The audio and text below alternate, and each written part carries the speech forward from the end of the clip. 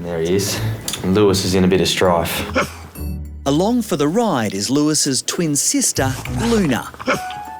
So did you see what happened, or do you know what happened to him? Basically, they got up to a bit of mischief just running around, and Lewis comes back and his leg is, visibly sore. And It could be a bite, it could be a fall, it could be some sort of injury through play. Yeah, they're definitely playing. Like, it hasn't stopped him. He's still nuts.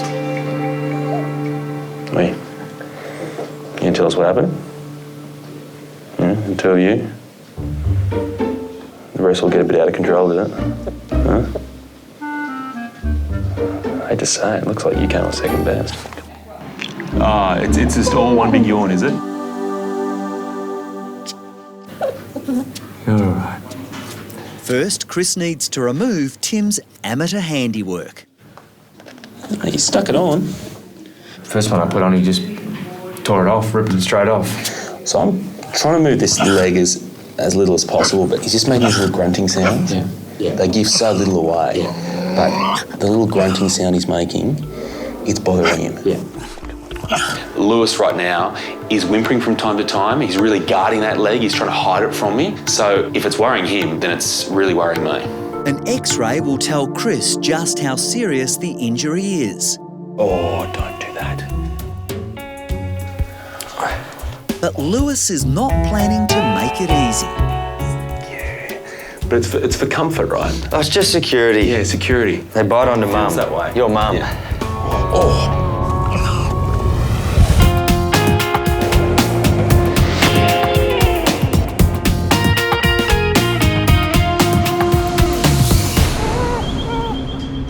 Gypsy. Hi, honey. At the Bondi Referral Hospital SASH, emergency vet Lisa Chimes has been given a difficult case. What's wrong, Gypsy? 6-month-old Gypsy has been brought in after struggling to keep any food down for weeks. Want to go for a walk? This poor dog is absolutely terrified. Gypsy. I just don't know how we're going to find out what this dog's problem is. Aren't you come on, bub, out of the cage. Come on, sweetie pie. Good girl. Come on, doll. I know. What about some of this? I've been told that she's regurgitating, but without actually seeing her do it, I don't know how we're going to diagnose this problem. You're only a puppy. You shouldn't be like this as a puppy, bub. What's happened to you? She should be jumping all over me, wanting cuddles, being energetic and wanting food, and she's just cowering in the corner. So I'm worried that this dog's had something seriously traumatic in her past, or lack of socialisation. Something's going on to make a 6-month-old puppy behave like this. Hey, darling. Lisa has now called in specialist Justin Wimpole to do further tests. Poor girl's very nervous, aren't you? So, we'll try some liquid, see how we go. A bit touch and go, I think, still. We'll try to go slow with her.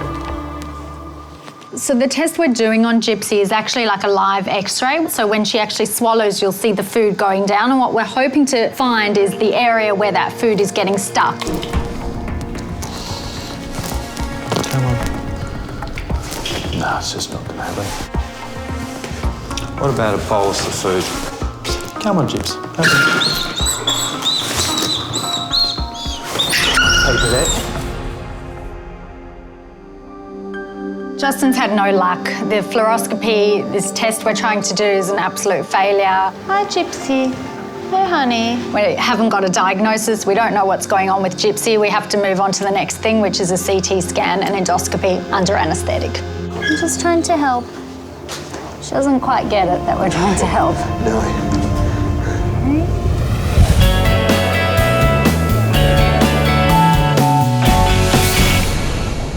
This is normal, right? This means he likes you. He's just feeling safe. Lewis, the 6-month-old Tasmanian devil, is about to have his injured leg X-rayed. The youngster has become quite attached to Chris. I've never heard a grown man make that sound. It's a dog, all right? Fortunately, those baby teeth are not doing too much damage just yet. Pop. Good boy. He's being good, he's not struggling. X-ray. But I can see this straight away, mate. It's not great news. He does actually have a fracture there. Yeah. If we do nothing about it, then it's really going to limit his life. Yeah. And he just wouldn't be able to breed, wouldn't be able to get around, wouldn't be able to survive. Yeah. I'm a little bit in awe of him, how much he's been able to get around and put up with that. Yeah. I cringed when I saw the X-ray, and I think, you know, what spirit these little devils have got. Right, Lewis. Huh? Broken leg, buddy. Hate to say it. We're going to fix it, though. Managing Lewis's leg, I can really see two big challenges here. First of all, he's growing, so we can't use a cast that's just going to lock that leg in position for months. That won't work. But secondly, he's a Tazzy devil. He bites and he chews. He will tear off anything I put near that leg. This isn't going to be easy. You know, I've done that exact injury. Same leg, You're kidding. same bone. Do you want to know how I did it? Yeah, tell me. On a dance floor. Boogie moves. Yeah. Oh, no. What move? A running inverted worm. Landed and cracked the bone there. Maybe that's what Lewis did. Maybe. You want to come clean, Lewis? You showing off to your sister? Easy, mate. I can't use a cast in this leg for the simple fact that even if it's on for 4 weeks, 6 weeks, his leg will probably go a full centimetre in that time. If there's a cast over that bone, the bone won't grow. So he'll have one leg shorter than the other. What we need to do is give him some sort of splint that is strong enough to stop that bone from moving, but still flexible enough that the bone can grow within it. I'm amazed at how good he's been. He's been incredible. This is advice I know you won't listen to, but I'm going to give it to you anyway. Just go easy. Take life slowly. Let's not panic. Let's just enjoy our youth in the slow lane, just for a few weeks. Is that okay? It'll make a big difference. What we really need from him is essentially the impossible, for him to stay quiet. Yeah. This bandage will mean that he really stays off the leg a lot, but he's still going to try to push his limits because that's what devils do. Yeah. 4 weeks maybe, because he's so young, could be enough. They've just got to stay off it. Yeah. For most pets that I see in here, if their leg isn't 100%, it doesn't really matter. They can get around, even if they have a slight limp. For a Tazzy devil like Lewis, his leg needs to be 100% because in the future, he's going to go and essentially live in the wild. He has to survive there, but also he has to breed there. On 3 legs, he just can't do that. Look, I'm just impressed that 2 Tazzy devils visited here and the only person that really got a bite was me. Yeah. No dogs injured, no cats, no nurses. Yeah. No one was harmed in the filming of this segment apart from me.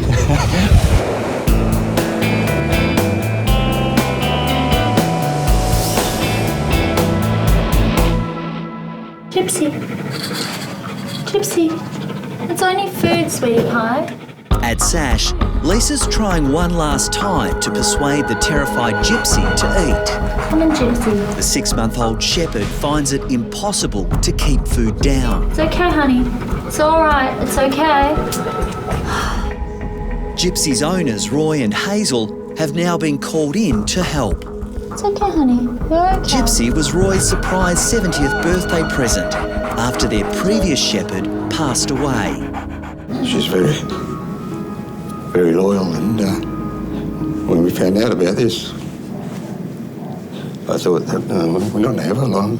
You know? Yes, I think that's the worry, that they'll find something really horrible and untreatable or something like that. I think that's the big worry.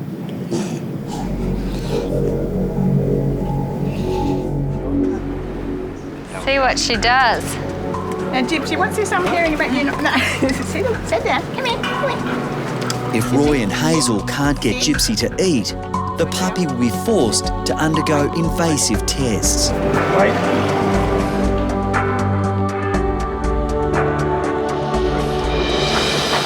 My goodness. I can't believe she's eating. Oh, we tried very hard to get her to eat. But within minutes of eating, Gypsy is becoming visibly distressed. Well, she's really looking agitated now. Ah, she's feeling sick.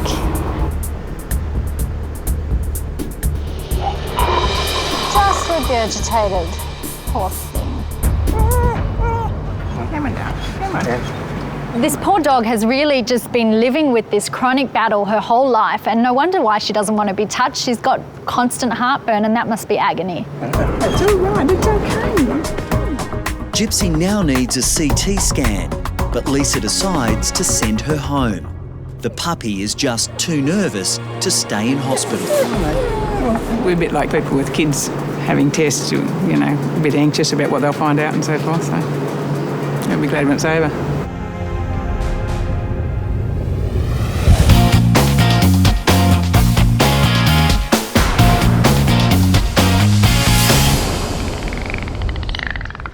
Hey guys, how are you?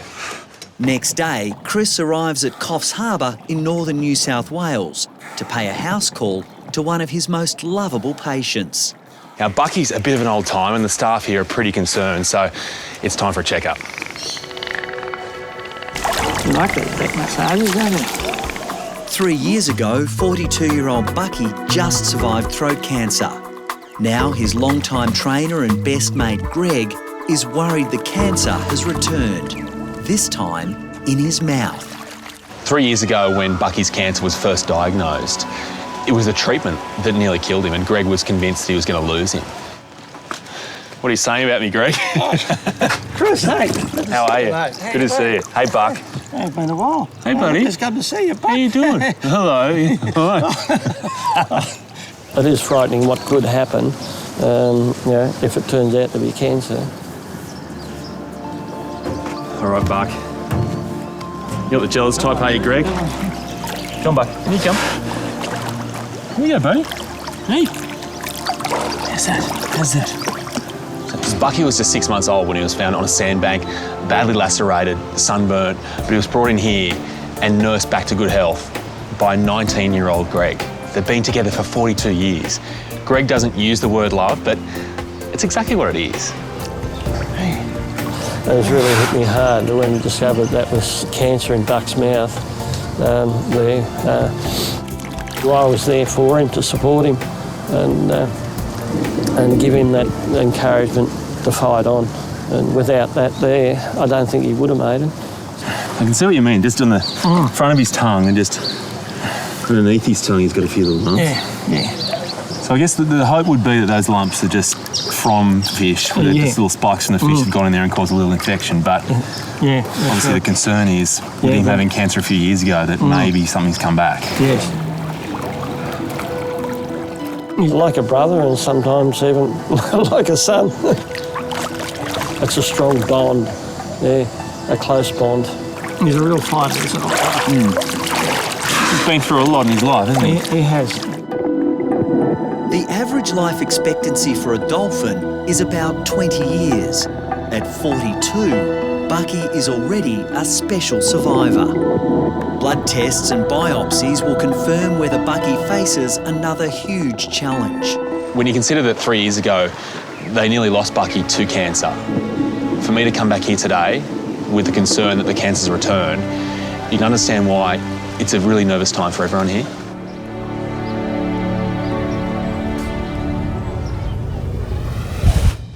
Hello. Hello. Hi, Chips. It's all right. Gypsy.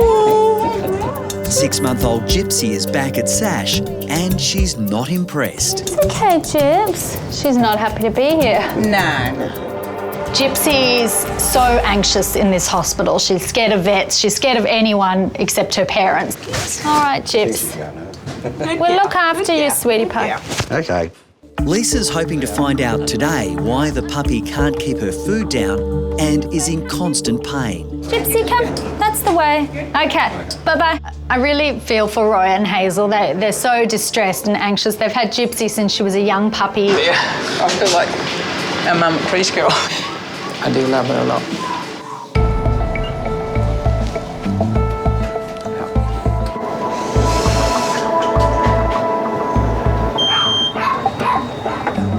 The investigation starts with a CT scan. Very suspicious.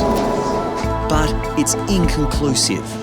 We've had a really good look at the CT, and as it gets lower down towards the heart, there's some definite narrowing. So obviously something is making that area a lot more narrow, and that's where the food is getting stuck. The team needs more information. A camera is now being put down Gypsy's mouth through her food pipe. What they're looking for are abnormalities inside the esophagus. There we go. So you can see there's a severe narrowing here in her esophagus. That's really narrow. Yeah, so we can get through with our little scope, but you can imagine a whole lot of dog food just can't get through there, causing her a lot of distress and making her regurgitate. And imagine with all that saliva just sitting there, she's probably got constant heartburn. No wonder she doesn't want to be touched. Gypsy has a condition called a persistent right aortic arch. Now, it sounds all fancy, but basically it means that Gypsy's got an extra vessel in her chest near her heart that is constricting her esophagus, her food pipe. Gypsy now requires urgent surgery to open up her food pipe.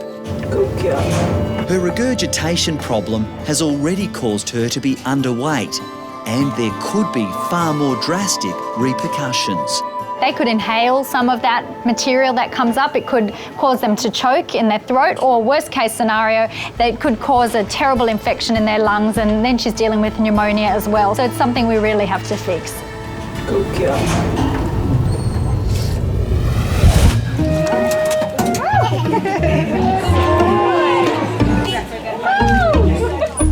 Now, once you know what has to happen today, I'm not so sure you'll be so keen on these kisses. At the pet porpoise pool in Coffs Harbour, Chris is about to find out whether 42-year-old Bucky has been struck down with cancer for the second time. No, it's serious. Hey, it's serious work. And you're doing your best to make it less serious, I know, but... Don't try this. Bucky. A bit nervous. I'm staying positive. There's not going to be anything, but you never know. How's he doing with the shows? I mean, he's getting on in years. Yeah, he's getting on, but he's not showing any signs of slowing down. He's a really strong animal, and the excitement of the crowd, spurs him on. This was Bucky in action only 2 hours ago, doing what he loves most.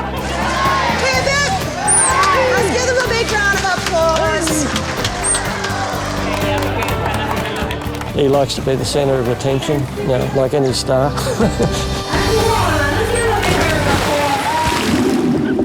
The type of cancer that Bucky had was a squamous cell carcinoma. Hey, Bucko, you ready for this, old mate? They're renowned for being very tricky to remove entirely. It looked like the job had been done incredibly well, and it hadn't shown any signs of recurrence. But recently, these lumps have appeared. Everyone's justifiably concerned. So what I guess I need is just for him to have his mouth open as wide as we can for as long as we can. Yeah, we can manage that, can't we, Buck? So I just give it a go first. Open wide, Buck. Yeah, see, that's just too rough there for my liking. I mean, it's normal for them to have little undulations in this area around the base of the tongue, but that one's just a little bit raised there. Yeah. In amongst the rough patches are some little nodules, and they're really what worries me right now, because they just shouldn't be as raised as they are. I'm not saying it is the return of the cancer for sure, but there's enough evidence there to say that we should be worried. Yeah. So I really do think we need to take some samples. I was hoping Chris was going to say it was nothing, but it's even a little bit more worrying now.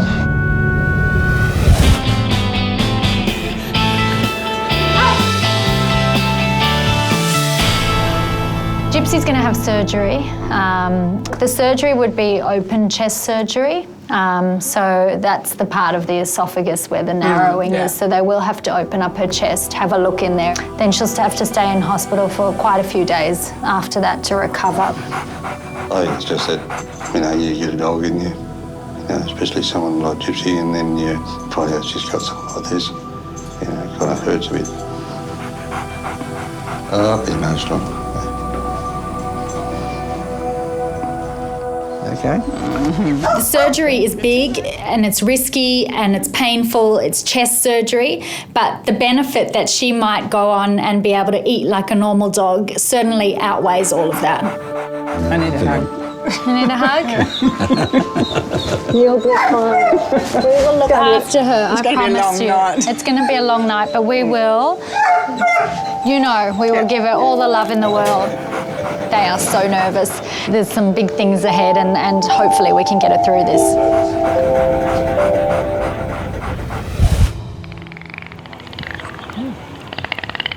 What's she still? You hold still here, Buck. At Coffs Harbour, Chris is continuing his investigation into the disturbing lumps in Bucky's mouth. Still, Buck. That's it, buddy. The first thing I need to do for Bucky is take a biopsy of one of those lumps, send it away to a lab to be analysed and check if it is cancer. That's it. Okay, yeah, got it. Yeah, we'll sort things out for you, Bucko. Yeah, I'll find out what's going on. Yeah, you'll be right, mate. You'll be right. I'm with you, buddy. Yeah. The relationship between Greg and Bucky is pretty extraordinary when you realise that it's been going for 42 years. A marriage would be extraordinary if it lasted for that long. Friendships don't last for that long. It is just off the charts. You'll be right, mate. So the cells that are on this slide should really be able to tell us if Bucky's cancer's returned. Hey, Aaron, could you send this off to the lab straight away? And just tell them it's urgent. No worries. That'd be great. Thanks, mate. Cheers. I'm not going anywhere. I'm staying here, all right, hon? You're okay. At Sash, Gypsy is about to have her chest surgery. Hey, you're a good girl. Yes, you are. You're a good girl. Good girl. Even though Gypsy's had some sedation, she's still really, really nervous. You can just see the look in this dog's eyes. She's just terrified. So I'm going to stay in the room until she's under anaesthetic, just so that she's got a familiar face. All right, puppy. Specialist surgeon Andrew Marchevsky will attempt to fix the rare condition she has been suffering from since birth. Gypsy's got assistant right aortic arch, which is a congenital abnormality that basically ends up with a narrowing of her esophagus. And as a result, when they try and swallow food, it just comes straight back up. If she keeps doing that for the rest of her life, eventually she's going to end up with pneumonia. And that can be catastrophic, they can die from that. Bleeding's always a potential problem in the thorax. There's lots of big blood vessels because you're right near the heart. We just got to be really careful. That's the actual band of tissue there that we're going to be cutting out. So we're just going to cut one side like that, and then we'll grab the other side. And now you can see that band is gone. And now as soon as we've cut that, you can just see the esophagus expand. I promised Hazel and Roy that I would be there every step of the way. How's it going? Well, I knew you'd be interested. Yes. I mean, it's looking as good as we could hope. Well, we'll see how she goes. All right.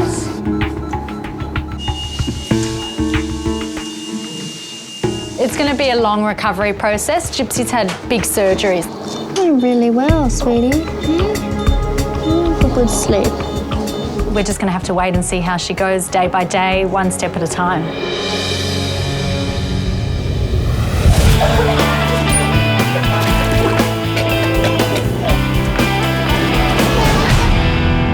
So, Greg, I just want to use the ultrasound just to check out his lymph node, which is just sitting in this area here. Okay. If it's a normal size, then we can be more confident that it doesn't have cancer. All right. Just hold on, sister. Just relax, mate. There you go, mate. Doesn't hurt. At the pet porpoise pool, Chris is now performing an ultrasound on one of their major stars, 42-year-old Bucky. Nice and still. Just relax, mate. The Dolphin survived throat cancer 2 years ago, But now, new lumps have been found in his mouth. If this cancer was going to spread anywhere, it would spread straight to that lymph node. So this is a really crucial part of working out what's going on with Bucky. Okay, yeah, we've got one now. All right. If that lymph node's enlarged, then it's a bad sign that the cancer may have spread. All right, so we've got this little bean-shaped area here. That's our lymph node. I'm just running some measurements here. So Greg, just want to have a look at this. It's 28 millimetres by 18 millimetres. For him, that's normal. Oh, that's great. Yeah, that's so great that's really news. good. Yeah, that's great news. So obviously, we still have to find out if he does actually have little tumours inside his mouth. But even if he does, I'm pretty confident that they haven't spread. So it's a good result. Yeah. He's happy as well. You happy? Hey, you happy?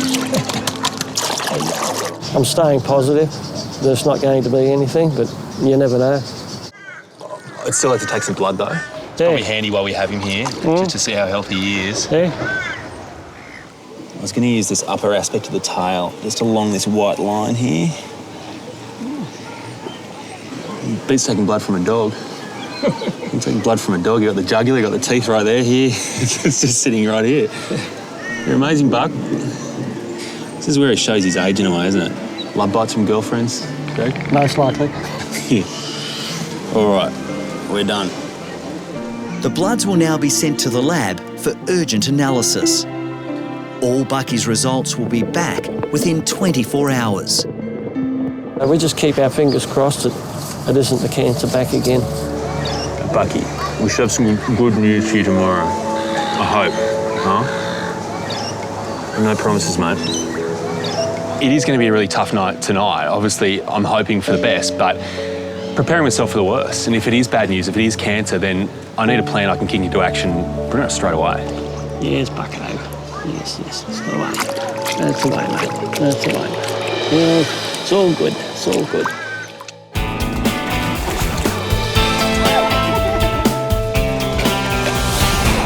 Hey. Hi, Chris. Hey, have Bucky's results come through yet? Yes. Next morning at the pet porpoise pool, Bucky is enjoying some R&R, while his longtime friend and trainer Greg is working with Daisy, the sea lion. Open wide.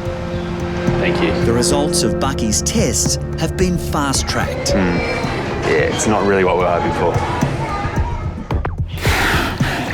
We got Bucky's results back. No, it's not good. Oh, So it has come back as being cancer. really? So it's saying it's a squamous cell carcinoma. So it's the same thing you had before, just a recurrence of it. So I'm sorry. Doesn't sound good. No. I was praying that it turned out to be nothing serious. But, Yeah. wasn't the results I was hoping for. But it is what it is. And, we've got to accept that and deal with it the best way we can. You right? Yeah, I'm a bit shocked, really. Yeah, I wasn't expecting it.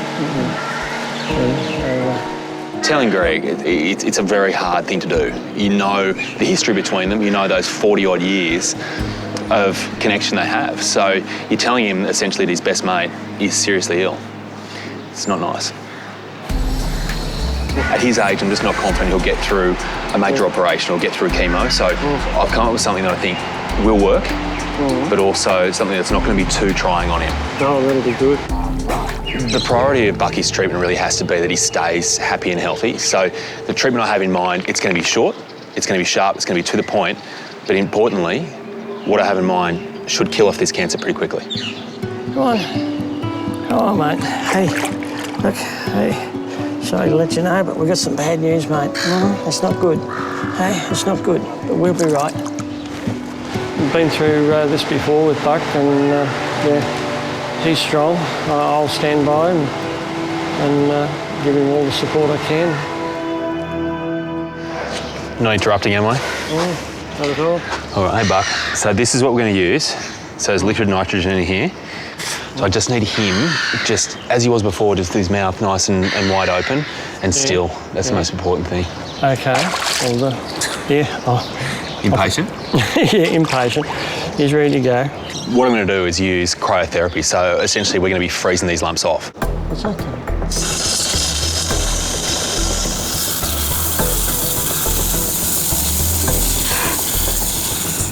So you can see that lumps turned white.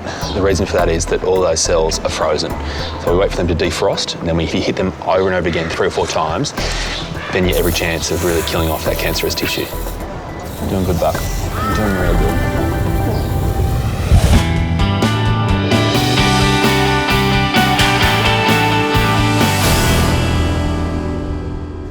I am going to go and get your mum and dad. What do you think? What do you think about that? You want to see mum and dad? Yes, I do. It's been 24 hours since Gypsy's chest surgery. Today, her owners Hazel and Roy will find out if the operation has worked. I was a bit emotional all day. Pretty apprehensive, wondering how it was going to turn out. Hello. Good. Yeah. How are you? Here's a little baby. You ready? Yes. Come on. Okay. Thank you. I don't want her getting too excited, but I know she will. Gypsy, hello, darling. See? Good. Hang on, Gyps, sweetie. I'll open it in 1 sec. I just don't want her to get too excited because she's had chest surgery. But as soon as she sees them, she's just wanting to jump all over them. We're trying to keep her calm. But the poor little girl is so excited to see Mum and Dad. Come on, Dad. Just stand here. Not too much excitement, hon. Good girl. It's not dry food just yet. It's a little bit more solid than liquid, so we'll transition her very slowly. But this will be a really good test to see how she goes. No, wait. Will Gypsy finally be able to eat a meal without pain? Very good girl. Okay. Good girl. Okay. Up he goes again. Really happy for him? She's your baby, isn't she? Oh, how good's that? She can reach her potential now because I think this was going to only get worse and we could have lost her, and that's unthinkable. Last time she would have already brought it up by now. Yeah, oh, absolutely. She would have been in great distress by now anyway. So how does that make you feel? Very good. Yeah. Excellent. Excellent. That was exciting. Yeah, and she's smiling. Yeah, she Big is. smile on her face. She's just like a different dog.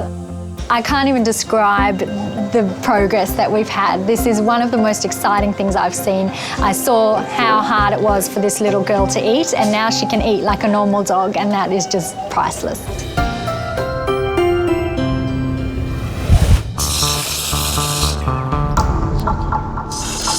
In Coffs Harbour, Chris is trying to freeze off the cancerous tissues in Bucky's mouth. Doing good, Buck. You're doing real good. A little bit longer, mate. A little bit longer. There we go. We're done, mate. Hopefully, this treatment will give the 42-year-old patient another lease on life. That treatment's gone really well, and it's gone really well for one reason, and that is that Bucky stayed so incredibly still. Thank you, mate. Thank you, buddy. Thank you. You're amazing. Huh? You're very good. Very brave again. Yeah, he's one of a kind, there's no doubt about it. He's a really unique dolphin. He's got so much trust and so much to give. He really amazes me sometimes.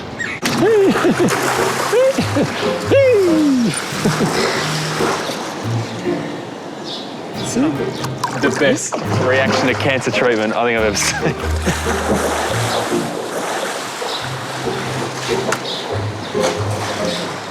Is he for real? I didn't want to be the person that came in here today and told Greg this bond, this partnership of 42 years was coming to an end, but after seeing Bucky's response to his treatment, I've got no doubt that he'll be showing off for a lot more years to come. You're welcome. You're welcome. I said it. Anytime. Hello. Hello. Come on in. At Sash, it's been 3 days since Gypsy's risky surgery.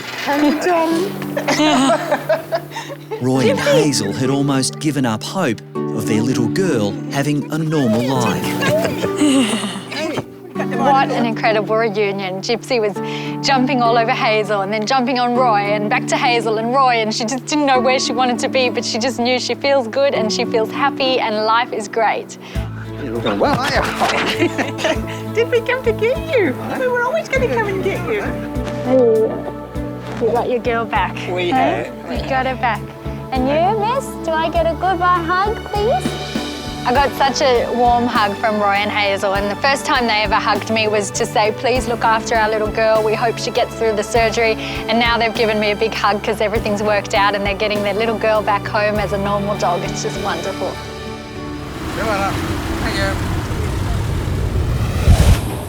It's looking good. Look at that leg. How good is your leg? You're running. 4 weeks later, more good news. This time at the Australian Reptile Park, where baby Lewis is back in action with his sister Luna. The cast come off a week ago, and from the moment it come off, he was strong. His leg has shown no signs of tenderness or anything. He's using it like a normal devil. He's running, jumping, fighting with his sister, everything we could have hoped for. That leg looks good, buddy. That leg looks good. Your sister won't be able to bash you anymore, mate. Your leg's all better. You're all strong again. Joining us here today, Dr. Chris Brown. Let's give him a big Thank you. And Chris is back in Coffs Harbour to check on Bucky's progress since his cancer treatment. I really had that coming, didn't I?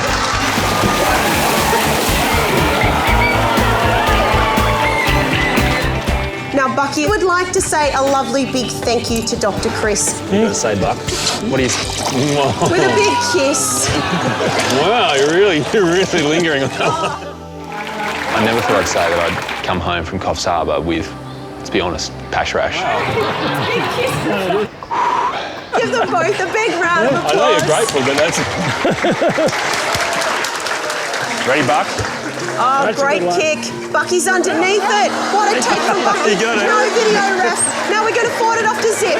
Okay, Zip's taking it. To see him come out and perform and put on what was an extraordinary show, it's amazing. He's such a trooper. He's got such a strong spirit and such a desire to make people happy. He and Greg have got a lot of happy years ahead, I'm sure of it.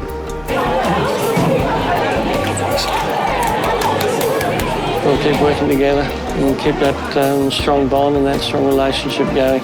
We'll be here together for a long while yet.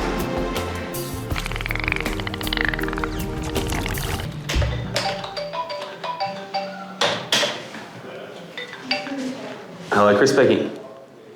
Yeah. What? How do you get stuck in the soccer net? Yeah. I can get there. Can you just text me the address? That'd be great. All right, thank you. I'll see you soon. Bye. Bizarre. Rescue pelicans, penguins, ducks, all sorts of things. Never had to go and rescue a black swan in the middle of suburbia. Quite strange, but there you go.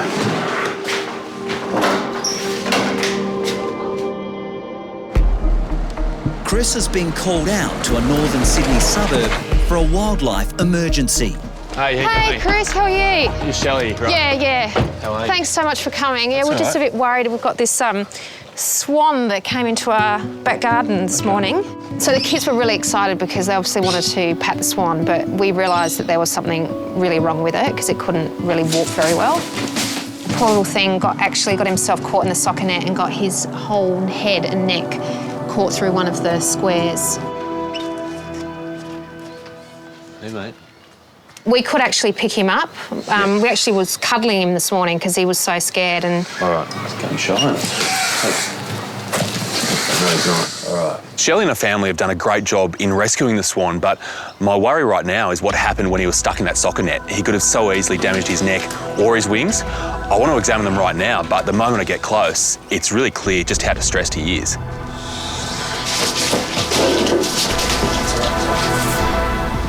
Yeah, he's quite weak. He shouldn't really just let me do that. yeah, Can you I'll just get you put that back. Yeah, sure. He wants to get rid of me and leave himself there to rest. but we have to check him out and work out why he's walked into this backyard in the first place, but then why he just can't fly away. It just really worries me that the fight goes out of him so quickly. Yeah. The Swan's condition is deteriorating fast. Chris is worried the bird is running out of time. His heart rate's quite slow. Yep. He's not in a good way. He's incredibly weak and just really struggling to even just to keep himself standing there. Oh.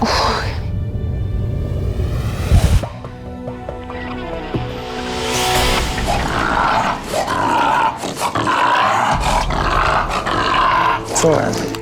At the Bondi Referral Hospital SASH, 2-year-old Stanley is fighting his own battle. The British Bulldog is struggling to breathe. You just feel like he's in pain the whole time.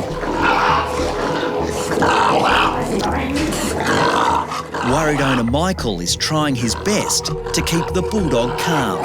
Whenever he is around other dogs or gets really hot, he can't breathe properly, his throat swells up. I can't walk more than 500 metres, and that just starts. And it's just, you feel bad for him, you've got to take him home. Michael, is it? Yeah, it is. Yeah. Andrew Marchevsky, how are you? Stanley! You sound like a diesel.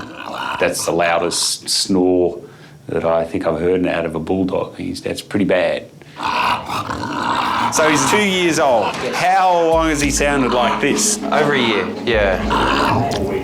If we don't do something before the next summer, he'll be in a whole heap of trouble. You know, his soft palate is? It's like the flap at the back. Yeah, the little dangly bit. But theirs is, in dogs, it's much more broad. And in these guys, it's really broad, really thick, and really long. If we don't do something now, his whole voice box will just end up collapsing. Yeah. And if it gets to that point, the only thing we can do is put a permanent tracheostomy in him. A tracheostomy, there's a hole in here, and that's, you can do it, but it's really high maintenance, and they don't get a normal quality of life out of it. Michael knows that if something isn't done soon, he risks losing his buddy. He's just going to overheat and pass away. You know, that's generally what could happen.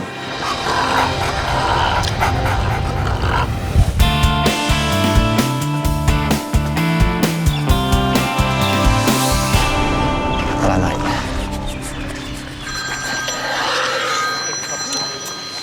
Hello, Australian Reptile Park. Oh, hi, my name's Jodie. I'm wondering if you can help me. We've got a funnel web in our house. I'm home alone with the kids, so I'm not sure if you can come out and... Yeah, I sure will. Look, don't go near it. If you can keep an eye on it from a distance, that'd be good. I'll be there as soon as I can. Okay, thanks. Bye. Bye. Australian Reptile Park Operations Manager Tim Faulkner is on his way to help a family under siege from a funnel web, Australia's deadliest spider. Hello? Funnel web rescue. Oh, Tim, that was quick. Hello. Hello, I'm Jodie. Nice to meet you. Yeah, you too. How are you? Good, thank you. Well, not really. We've got a funnel web in the house. Funnel webs kill, and people know that, so it's a little bit terrifying when you've got one in your backyard, let alone in your house. Tony, did you see where it went? I think it went under the fridge or behind the CD rack. I don't know how long this spider's been here. Look, I've got goosebumps. It's quite scary, actually. What did it look like? It was big and black. You're pretty brave in here. I can notice you got your feet up. I'm up now. You're up. I'm going to have a look.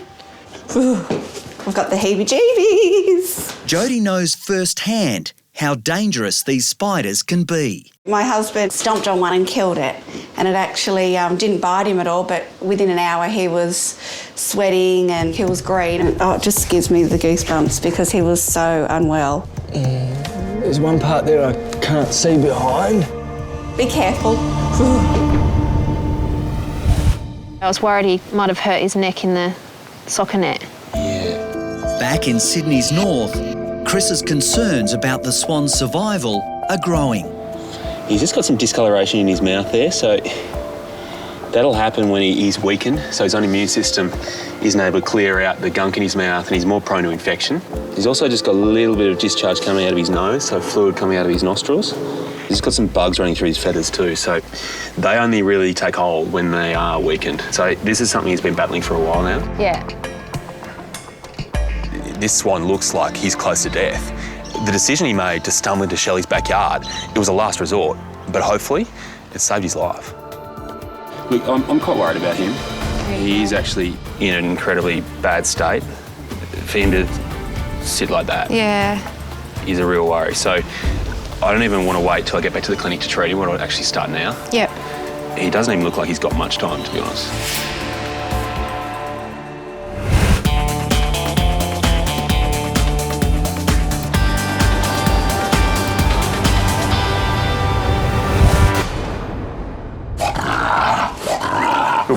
At Sash, Stanley is in serious trouble. The British Bulldog is fighting for oxygen. Oh, mate. It gets worse and worse. It gets worse and worse. Oh, yeah, you're a good boy. Yeah. Every breath he takes, he's having to breathe that little bit harder. It creates a lot of negative pressure. And with too much negative pressure, their whole voice box can start collapsing. And there's no point in me trying to look down his throat because he'll just get distressed. So the only way we can do it is to anaesthetise him. Have a look, make the assessment and say, OK, we've got to do this, and then just do it. I think that's the best option. I don't think he'll see this. I don't think he'll see the summer through. And that was what we were worried about? Yeah, have a lick and that'll quiet. There you go. Oh, sure. Yeah, go. Right.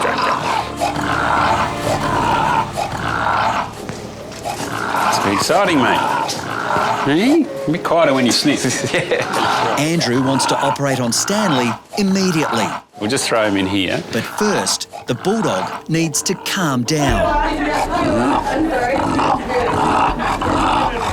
For Michael, it's a reluctant goodbye. So can we come in tomorrow afternoon or just wait? I would not visit him. I'd probably not visit him, period. Just wait to the end? Yeah. If he gets excited and it's really vascular and if it just sets off a bit of bleeding because he's jumping around, you don't want to do that.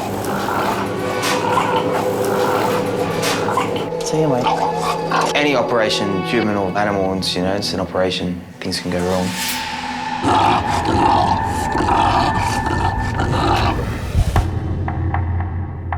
Is it there? Not yet. We should be able to find him. Tim is continuing his search for a lethal funnel web spider. The intruder is terrifying Jodie and her 2 daughters. Any dark corner is where he's going to be because it's daylight now. They're nocturnal, so it's all the dark spots that I look. Watch out, Tim, it doesn't jump out and get you. If he's not under the fridge or cupboard, perhaps he's behind the fish tank. As soon as it rains and it's cool, the males go out for females. That's the signal. It's cool, get out, they're not going to dry out. It's been 30 minutes since Tim's search began. I see him. Finally, he spots the deadly spider. He's in here. Be careful. I'm always aware of the fact that you can't get complacent. I always like to remind myself, if I was a carpenter, sooner or later I'm going to hit myself on the finger with a hammer. That can't happen with a funnel web spider. You're dead. At the moment, he thinks he's hidden. So he's just sitting there, crouched. But what we'll expect here in a second is, and why they're famous, as soon as I move this, he's going to rear up, put his fangs up, droplets of venom on the end, ready to bite. Come on, mate. Oh, see that? He just bit the tongs. I can actually feel that fang, ting, it hits. That's an incredible amount of force for a tiny little spider. If I slip a finger too close for just a split second, bang, he'll bite. Come on, little buddy. In you go. Good spider. There we go. Look at that. That's definitely a Sydney funnel web spider and a male. I can tell that's a male by the size. Female funnel webs, they're bigger, they look scarier, but in fact it's this little male that is the dangerous spider, 5 times more toxic than the female. There he is. Thank you so much. That's okay. For catching our little friend. Thank gosh that Tim was able to locate the funnel web. I'm really relieved. I was so concerned for the children after what had happened to my husband a few years ago. Finding another one in the house was quite frightening. He's scary. I don't like his fangs. I think they're all going to sleep easy tonight knowing that Spider's with me. And we can take him back now and save some lives. That's excellent. This is only the beginning for the Spider because now really he goes into a luxurious resort. He gets his self-contained little cabin, he gets a cricket once a week, and we get to milk him and extract that venom that saves lives.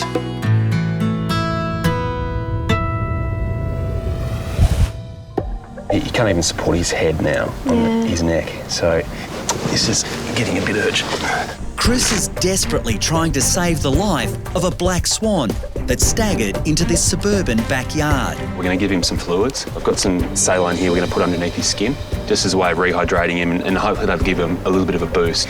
But more importantly than that, we're trying to buy some time because in this state, he's no chance. Shelley called Chris for help after finding the bird trapped in their soccer net. We were quite surprised because we've never seen, obviously, a swan in our back garden. I mean, there's lots of swans at Lane Cove National Park, which is kind of close. We thought it might have flown in from there, but because it was so injured, we were really worried how it actually got here in the first place. The most likely thing happening here is that he, just through absolute exhaustion, through not being able to find enough food, at this time of year where it's breeding season and a lot of swans are getting quite territorial, he's had to shift around and he just hasn't been able to find a home. His final, last, desperate act was just go searching for somewhere else to live and somewhere else to eat. And that's where he's found you. The fluid has bought the bird some valuable time, but now Chris needs to determine what's making the swan so ill. Let's just check out his neck. Just with their long neck, they are prone to neck injuries, but he seems to be moving his neck okay.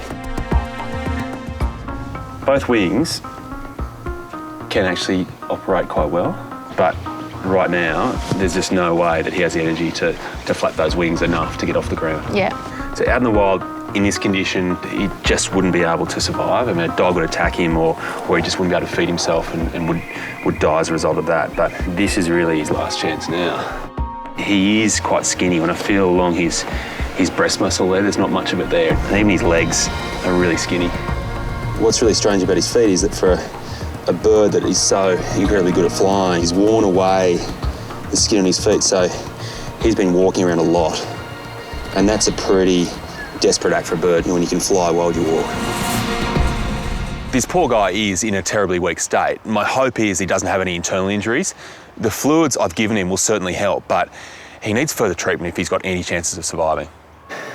The plan now would be to get him back to the clinic as soon as we can and really check him out and see if there's no other problems going on there and get him some food, really start to rebuild his energy because he needs it.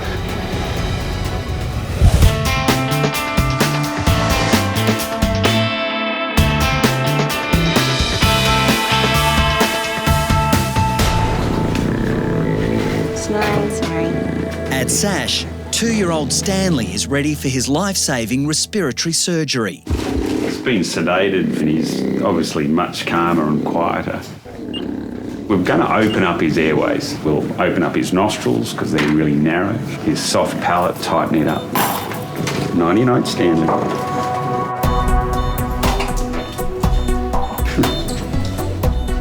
Oh, God. That soft palate's just sitting almost halfway down his windpipe. All bulldogs, their soft palates are a bit long, but he's a gold medal winner. If Stanley's overgrown soft palate isn't shortened, Andrew fears the bulldog wouldn't survive another summer. When he's breathing really hard, this is just going up and down like that and just obstructing his whole larynx. In extreme cases, if they're breathing so hard and it's a really hot day, their lungs can fill up with fluid, and that is really catastrophic.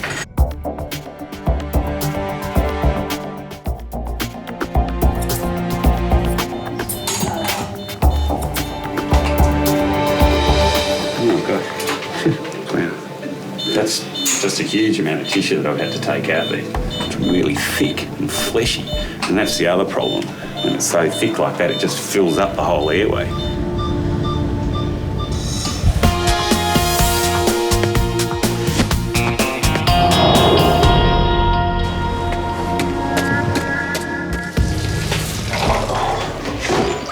Come on, hand, mate. Yeah, sure. Thanks. So what we got? Neil meet Wayne. Wayne? Neil. At the Bondi Clinic, Chris has arrived with the critically ill Swan. So, he's just very weak. Before treating the Swan, Chris has decided his new patient needs a name. We've decided to call him Wayne, as in Wayne Swan, Australian Deputy Prime Minister and Treasurer. We just got a little bit political. Good way to guarantee that Wayne only has half the people around here like him. Whoop. Straight away. Whoa, really smelly. So, no obvious injuries, wings are intact, neck's fine, but just very weak, a bit uncoordinated as well. Yep. So I'm thinking the wobbliness is more to do with the fact he's just very low in energy and just stumbling around. Yep. But I just want to check out his belly, just make sure there's no foreign bodies, no hooks, no sinkers. An X-ray will confirm if Wayne has any internal injuries. X-ray. Right, straight away we can tell there are no metal objects sitting in the stomach or the digestive system. They'd be really glowing a really bright white. The really obvious thing to me is just how skinny he is. There's no grey areas of muscle. It's just either bone or it's feathers or it's air, and there's really nothing else. It's been a long time between meals for Wayne, and he's just really struggling, obviously, to make do with what he has, and what he has is very little. It was touch and go the second time. Back at Sash, Elizabeth has arrived at reception with her beloved cat Toby. He's got tick paralysis, but he's just not coping. This is the third time he's had it this year, so it's just been one thing after the other with him. Hi, I'm Lisa. Elizabeth. Nice to meet you. Come through. Thank you. So Toby had a tick on Sunday that we found. And, was it paralysis tick? It was, yeah. Okay. When I pulled the tick out, it left quite a crater there. Yeah. And it came out quite easily, so it looked like it had done its job and was ready to fall out anyway. Yeah. And then on Monday, obviously, I noticed the laboured breathing. He's really not wanting to use his back legs, is he? There's a little bit of movement, but not much. Hey, puppy. The tick has injected enough toxin into Toby's bloodstream to paralyse his nervous system. All right, little one. Just check his face. Sometimes if they're paralysed, if the tick is on their face, it can paralyse their blinking. Where was the tick found? Right on his spine. The fact that it's come on so quickly, I think it's really important that we just err on the side of caution with him and make sure that we cover all our bases. What I think we should do is clip off all his hair. Okay. I just want him to be better and pull through. I think there's only so many times a pussycat can fall ill like this. I really don't think Elizabeth is going to get much sleep tonight. She is so anxious about Toby having a tick. She's been down this road with tick paralysis before. She's anxious that he's going to get worse. In the first 24 to 48 hours, he can deteriorate and deteriorate fast. So it's really important that we watch him very closely.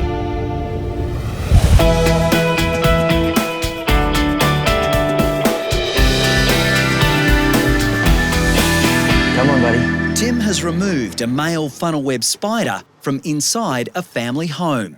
Now the real work for this spider begins. First trick's catching them, but it's another thing milking.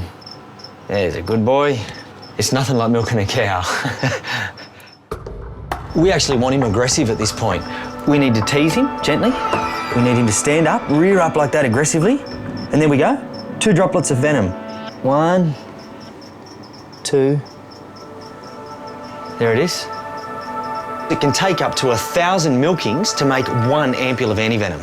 When you're bitten by a funnel web spider, you know about it.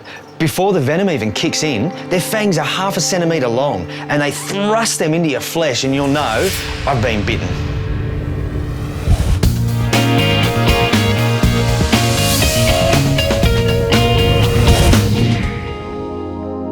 If he had botulism, he shouldn't really be able to constrict his pupil here. At the Bondi Clinic, Chris has a suspicion about what's causing Wayne's severe condition.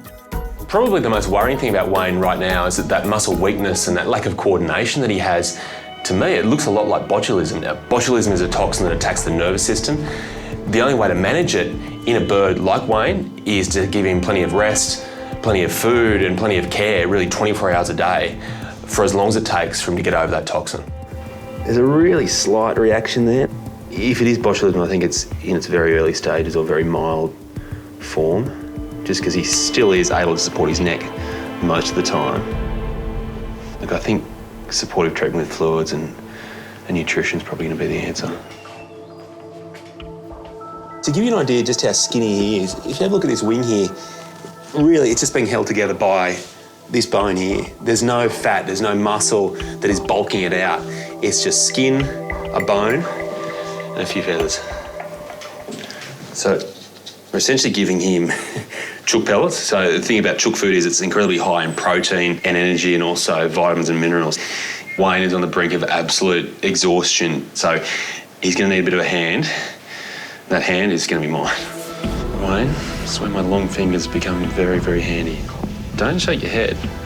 Getting that food into him and keeping it down isn't as simple as it seems.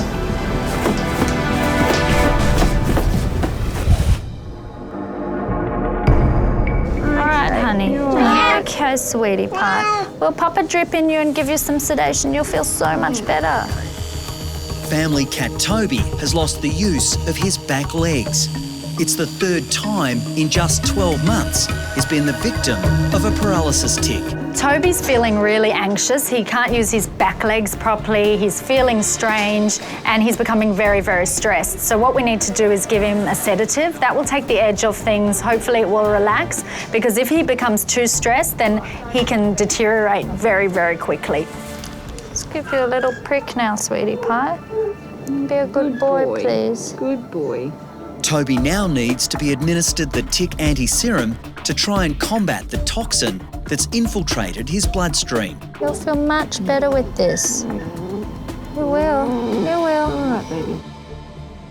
Toby's owner removed a tick from him a few days ago, and what we need to work out is he showing signs from that tick, or is there another tick hiding under his hair coat somewhere? So what we need to do is shave off all his hair so that we can make sure that there's no other tick. Come on, Lisa, hand over the clippers. Haven't I earned it yet? No, not yet. He's had a tick, he doesn't need anything worse to happen to him tonight. Lisa's renowned as the worst hairdresser at Sash. Vet nurses Belinda and Mark are in charge of this clip. Good boy.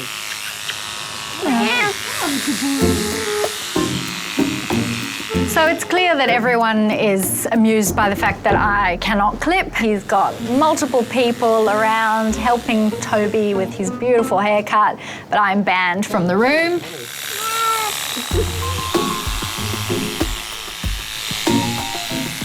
I think I'll just stick to my paperwork. It's probably best for me, best for the cat, best for Elizabeth. Keep it that way. 15 minutes later, Toby is sporting a whole new look. How's it going? Look at you, handsome boy. Isn't he stunning? You're a handsome boy. Look at those flat ears. He is so unimpressed. Any more ticks? Oh, no, okay, all right, let's pop you down. Yes. So we found the tick crater, which is a clear indication that a paralysis tick was there. It's a big scabby hole in their skin that the tick leaves behind once it's fallen off or it's been removed.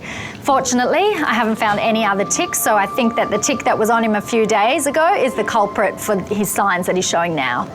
Oh no, it's terrible. All we have to do now is watch him very, very closely, treat any signs that arise, and hope that he doesn't deteriorate. That's just a huge amount of tissue that I've had to take out there. A huge chunk of Stanley's overgrown palate has been removed to help him breathe normally. Next, Andrew needs to widen Stanley's nostrils. What I'm going to do is just take a wedge of tissue out and suture it closed. It'll be much easier for, again, air to get in.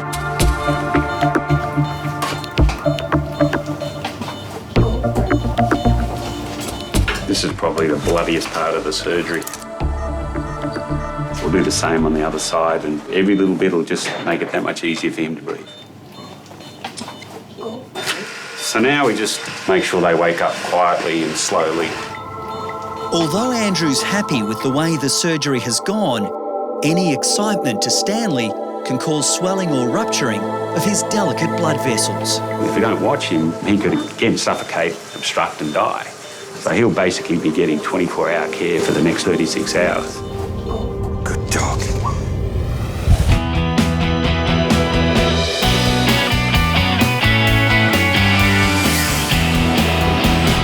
I'd say here comes the aeroplane, but for a bird that can't fly, it's not really that funny for you. Back at the Bondi Clinic, feeding Wayne is proving to be a real challenge. How's the finger? Taste all right? The worry you always have with these birds with the very long necks is that they've got a great regurgitation reflex. If he's not liking the food or if it's just too stressful for him to handle, as quickly as it goes down, he'll just bring it straight back up.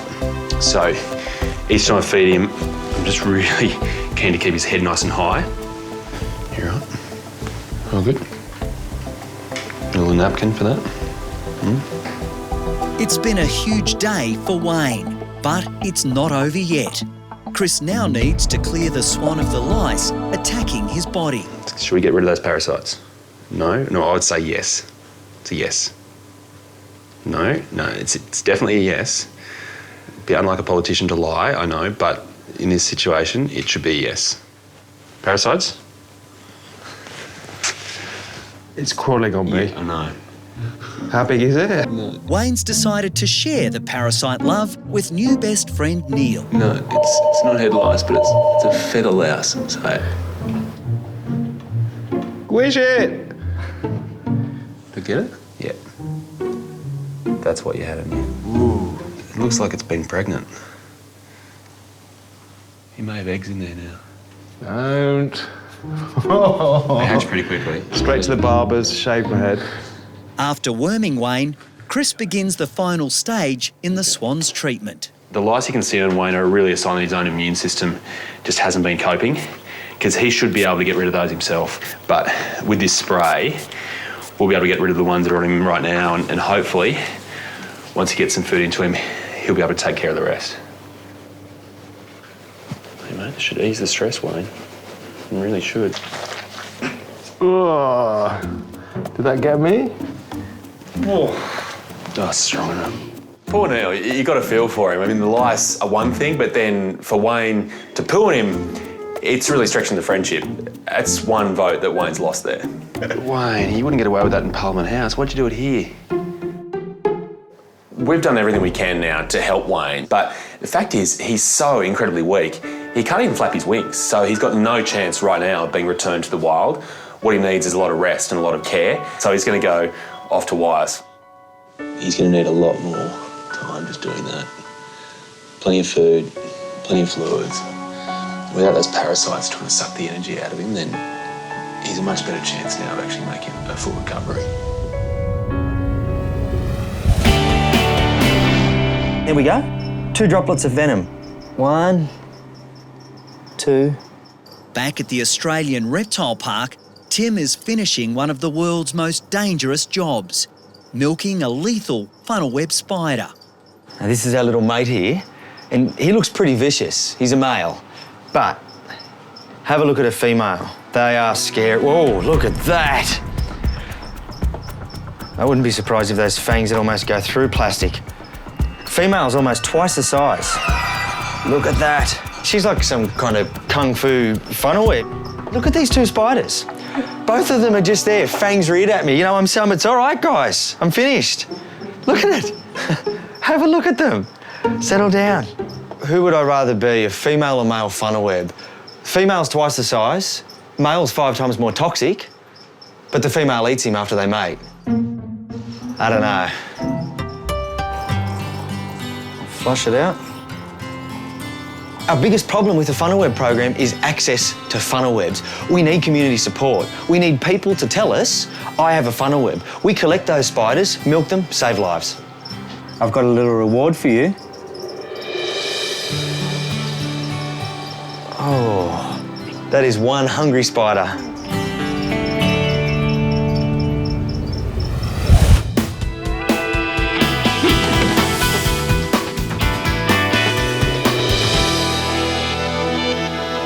Toby. How are you feeling today, man? How are you feeling today, little mouse? You a bit stronger? No. Yes, you are. Last night, Toby arrived at Sash unable to walk after being bitten by a paralysis tick. Today, there are still signs of the poison attacking his system. How embarrassing, Toby. Yeah, absolutely. It wasn't me who did the haircut, so I can't get blamed. Toby's going to go home today. His mum is very anxious to see him. She's going to look after him at home and continue the rest of his nursing care. And it can take up to a few weeks for him to really regain his strength. So he might be wobbly in the back legs for the next couple of weeks. He's going to have to be kept indoors, really strictly watched, making sure he's eating and drinking, going to the toilet normally. I think she's going to have her hands full. Owner Elizabeth has arrived with plenty of extra hands to help Toby. Arcadia and Max are ready for the job. He likes me petting him and I hug him a lot. I'm just hoping they'll be quiet enough to give Toby the rest he needs. So we have to be very conscious of the fact that we've got a sick cat at home. Hi, how are you? I've got a surprise for you in here.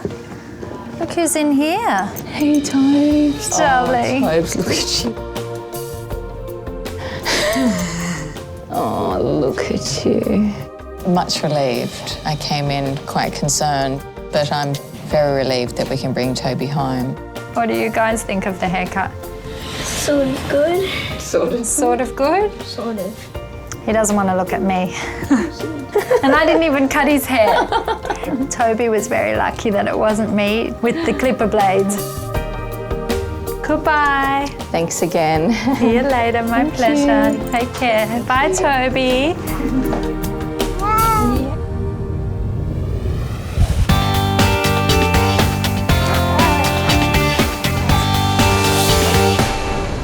Come on, Stanley. Hey, you gonna come out and see what you're doing? I can't hear you. Stanley is also waiting for his turn to go home. It's hard to believe that when Stanley first arrived at Sash, the staff could barely hear themselves think above the Bulldog's laboured breathing. Stanley, good boy, come here. It's been an amazing transformation. It's a bit better, isn't it, mate? Really, really good. I definitely couldn't have hoped for anything better than this, just a few days down the track. Sit. Oh, what a good sit. What a good boy. Can I have a look at your nose? Well, that's healing together well. You're not snoring too much. Yeah, I know. Yeah, I know. It's all right. Hey? Oh, he's a good boy. Yes, okay. The proof of the pudding is going to be when he goes out and meets Michael and Brittany, because he'll get really excited. And if he doesn't sound like a steam train after that, then I'll have done my job. I'm excited to see him, but a bit nervous because I just want him to be better, really. Stan! Who's that?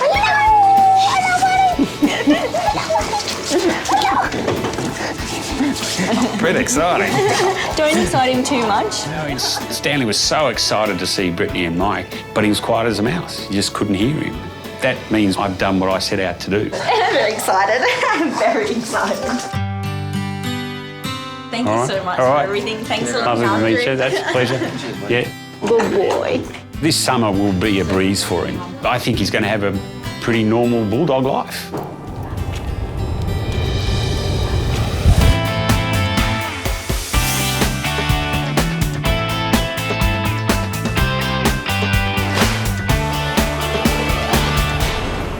Someone's about to come and collect you and take good care of you, huh? Sound all right? All the food you want, all the drink you want. It's like an all expenses paid junket. I know you get those in politics. At the Bondi Clinic, Chris is confident Wayne is now in a stable enough condition to be handed over to rescue organisation Wires. Hey guys, thanks for coming in. That's fine. Thank you. All right, so it's time to meet Wayne. Volunteers Katrina and Justin will be Wayne's new foster family. Oh, it's a young one. Oh, hello, Wayne. Right now, what Wayne needs is rest He needs food, but also he needs 24-hour care if he's going to be any chance of getting through this. So he's had some fluids, he's had an x-ray which was clear, treated him for his parasites and also wormed him.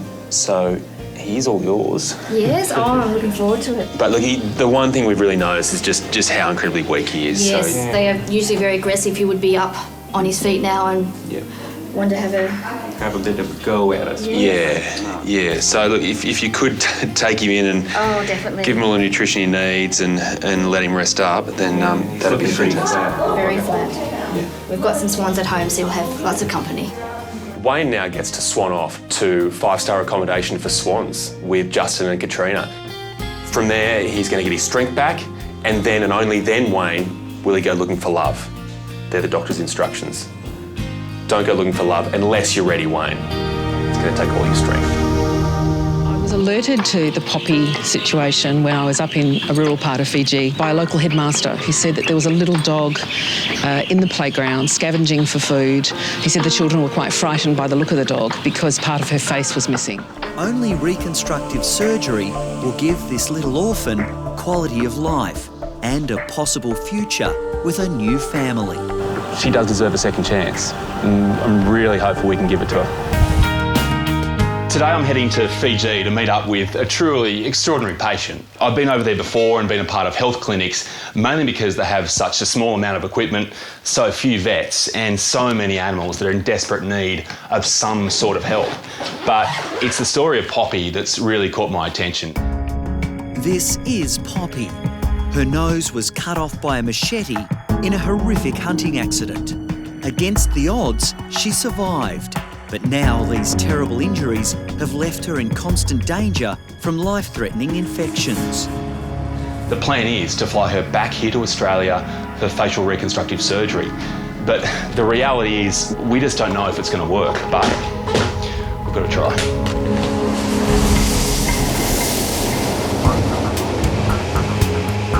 It's a 4-hour flight to Nandi. Eagerly awaiting in the arrivals hall is Julie Hoskisson, the woman leading the campaign to save Poppy. Julie. Chris. How are you? How are you? Hello. Lovely to finally meet you. Welcome to Fiji. Thank you so much. This must just be such a relief this is finally happening. We've been waiting a long time for you to get here. I bet. How's Poppy? She's great. Yeah? She knows you're coming. Let's go and see her. Shall we go? Yeah, that'd be great. Voila. Julie is now taking Chris to Poppy's temporary home at the Animals Fiji Clinic. The charity looks after stray and injured animals. This is Poppy's place. It's taken Julie 7 months to raise the funds for Poppy's crucial surgery. Okay. Looking forward to meeting you finally. Oh, here she is. Hey, Sue. Hello. Hello, how are you? Good Nice to to see meet you. Hello, Poppy. Hey, everyone. Hey, how you doing? Wow, look at you, huh? She can be very frightening for people to look at. I forget now how frightening she is to actually see because she's just Poppy. I spent so much time staring at that face in photos, I have. So sometimes forget there's a dog attached to it, don't you? I've obviously seen photos of Poppy before I got to Fiji, but meeting her in person is so incredibly different. There's an element of being surprised, of being a little bit shocked by how she looks, but I'm more just in awe of how she's managed to not just cope, but really got on with her life with this sort of injury. Good girl, yeah, she's a good girl. Well, it's a sad start. We hope it's going to have a happy ending, don't we? I'm sure it is. I was alerted to the poppy situation when I was up in a rural part of Fiji by a local headmaster who said that there was a little dog in the playground scavenging for food. He said the children were quite frightened by the look of the dog because part of her face was missing. The first day, right here at the clinic that Poppy came in, my hand started to shake. The gravity of her injury, the gravity of her, how thin she was, how emaciated. I thought, I just don't know if this little dog can survive. So, of course, I immediately formed an amazing bond with her and thought we have to do everything that we can. If she's come this far and she's survived such an awful injury, we've got to pull out all the stops. She's 25 kilos now. Wow. She came in at 9.5 kilos. Are you serious? Yeah, she was skin and bone. And look at her, she's beautiful now. I saw those photos and she was so skinny. You've done an incredible job to get her to this point. You really have. When I first saw Poppy, my heart ached for her. And I think the fact that she was so happy made us all feel worse about it because she could accept it and she still liked people. Love, that's it. She just wants lovies. Hello, yeah. Thank you. It's nice to meet you too. Oh, you too. I think it's easy for your first instinct almost to be one of pity for Poppy, but when she comes over and straight away wants pats, wants to be in your face, wants to share her love, and then she puts a paw up on me, you think, she's a normal dog. She just wants affection. She wants to be with you. She wants to be part of your life. If a person had gone through this, they'd probably withdraw and become very, very quiet and very aware of their situation, but she doesn't have an awareness of how she looks. And really, she's able to put what's happened behind her, and that's probably going to be so important in what lies ahead for her. Only reconstructive surgery will give this little orphan quality of life and a possible future with a new family. She does deserve a second chance. And I'm really hopeful we can give it to her. Come on, Poppy. Come on, good girl. Good girl. Come on, Poppy. But before Poppy gets the all clear to get on the plane, she needs to pass one final health check to make sure she's fit to enter quarantine in Australia. And obviously, with her nose being so shortened there, that the worry is always going to be, until she has the operation, the risk of infection. Just because everything is so exposed, it's very easy for bacteria to get in there into what is a very good environment for them to breed. Any sign of infection can jeopardise her meeting strict quarantine requirements. What I'm looking for are any areas which are discoloured or any sign of any build-up of anything nasty, but that's really not there, which is once again a credit to you. I'll listen to you. Not only was Poppy the victim of a shocking hunting accident, she has also fought malnutrition and disease. Obviously her personality isn't the only thing that's resilient. Her heart sounds great. Despite having heartworm, she's got a beautiful heart. Big booming beats, no murmurs. Okay, I'm really happy with that. As part of a normal physical examination on a dog, I usually check all over their body. When I get to Poppy's ribs, I'm having trouble feeling them. Normally, what I'd like to do is feel each and every rib, and a few go missing under a layer of, I'm not really sure what it is, but it could be fat, I don't know. Fat and happy. Fat and happy. It's under a layer of happiness, right? Yes. Look, if there's a dog that deserves to be spoiled rotten, she's standing right in front of us. For her, it's an energy reserve. It helps her immune system. It means that she's stronger. And what she needs for the next month, and really for the rest of her life, is strength. She needs to be able to get through every day, but then get through what's going to be a tough time for her with this operation. You're good to go. It's very easy to see just how much Poppy means to Sue. She's been here since day one, really helped her through every little obstacle she's had to overcome. And now it's going to be hard to see her go, I've got no doubt about that. All this love, I know. You don't know what's going on, do you? I will miss Poppy very much. She's become very dear to me. It was your last night in Fiji, my girl. Your last night. You'd be good. Drink some kava, do you think? No, beautiful girl. No, a Fiji bitter. Everyone in Fiji will be very eagerly awaiting the next instalment to see how she is. So you make sure you look after her. I will. We will. Yeah. We will. It's just after dawn in Fiji. She is.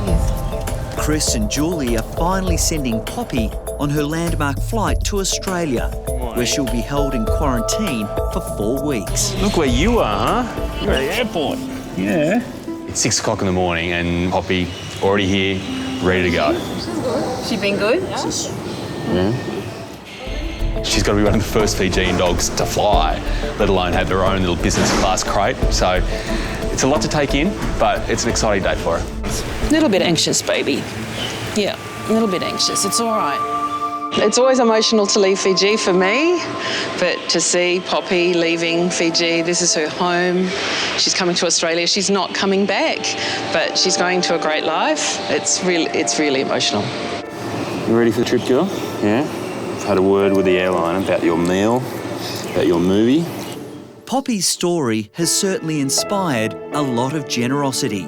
All travel costs have kindly been covered by Air Pacific, and they're not the only ones. Poppy will be loaded into a specially made crate, which has been donated.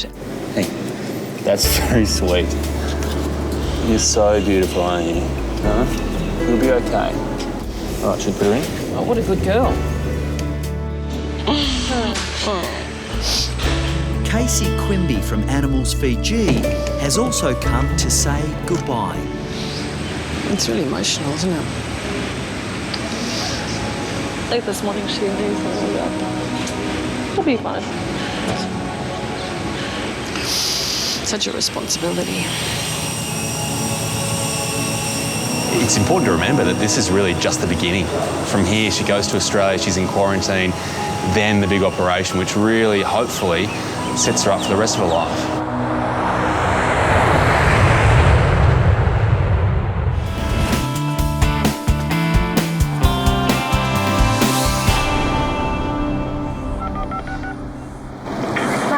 Good morning. Hey, it's Chris Brown here to see Poppy. Okay, Chris. Thank you. Poppy has been at the Eastern Creek quarantine station for 4 weeks. After a quick checkup from Chris, she's due to be released. Hi, baby. It's home time, honey. She must have been through so much, and it would have been really hard for her to come here with strange people and try to trust us again, but she's done really well. Hello, Poppy. Hey, Pops. How are you? Hey, it's good to see you again. Has she been making friends in here? Lots. All the girls love her. Yeah, it's amazing. The ones that are hurt the most are the ones who give people the most. While I'm here, I do need to give you a bit of a checkup, okay? Because you've got a big operation coming up. If Poppy's showing any signs of illness, her scheduled surgery to repair her nose could be in jeopardy. Keeping your nose clean hasn't been a problem? It's been fantastic. Yeah. Every day it's clean. I've not once seen it bleeding or dirty at all. Great. Her glands feel quite normal around her neck and head there, which is a good sign. There's no infection. Just feeling her ribs, Rachel. I think she's got a beach body back. She's slimmed down. Quarantine seems like it could be an ordeal, but when you remember everything that Poppy's been through, this is nothing. Just a little bit longer, huh? Keep on enjoying the resort here, right?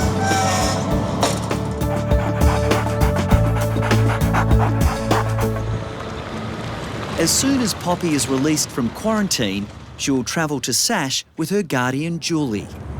Now, I reckon you're pretty excited about today. Hello again. How are you? I'm very excited about today. Nice to see you again. You too. End of quarantine, but the start of everything else. She knows where she's going. She's out of here. Do you think she's going to know something's going on here? Yeah, definitely. She's a smart dog, isn't she? She is. Yeah.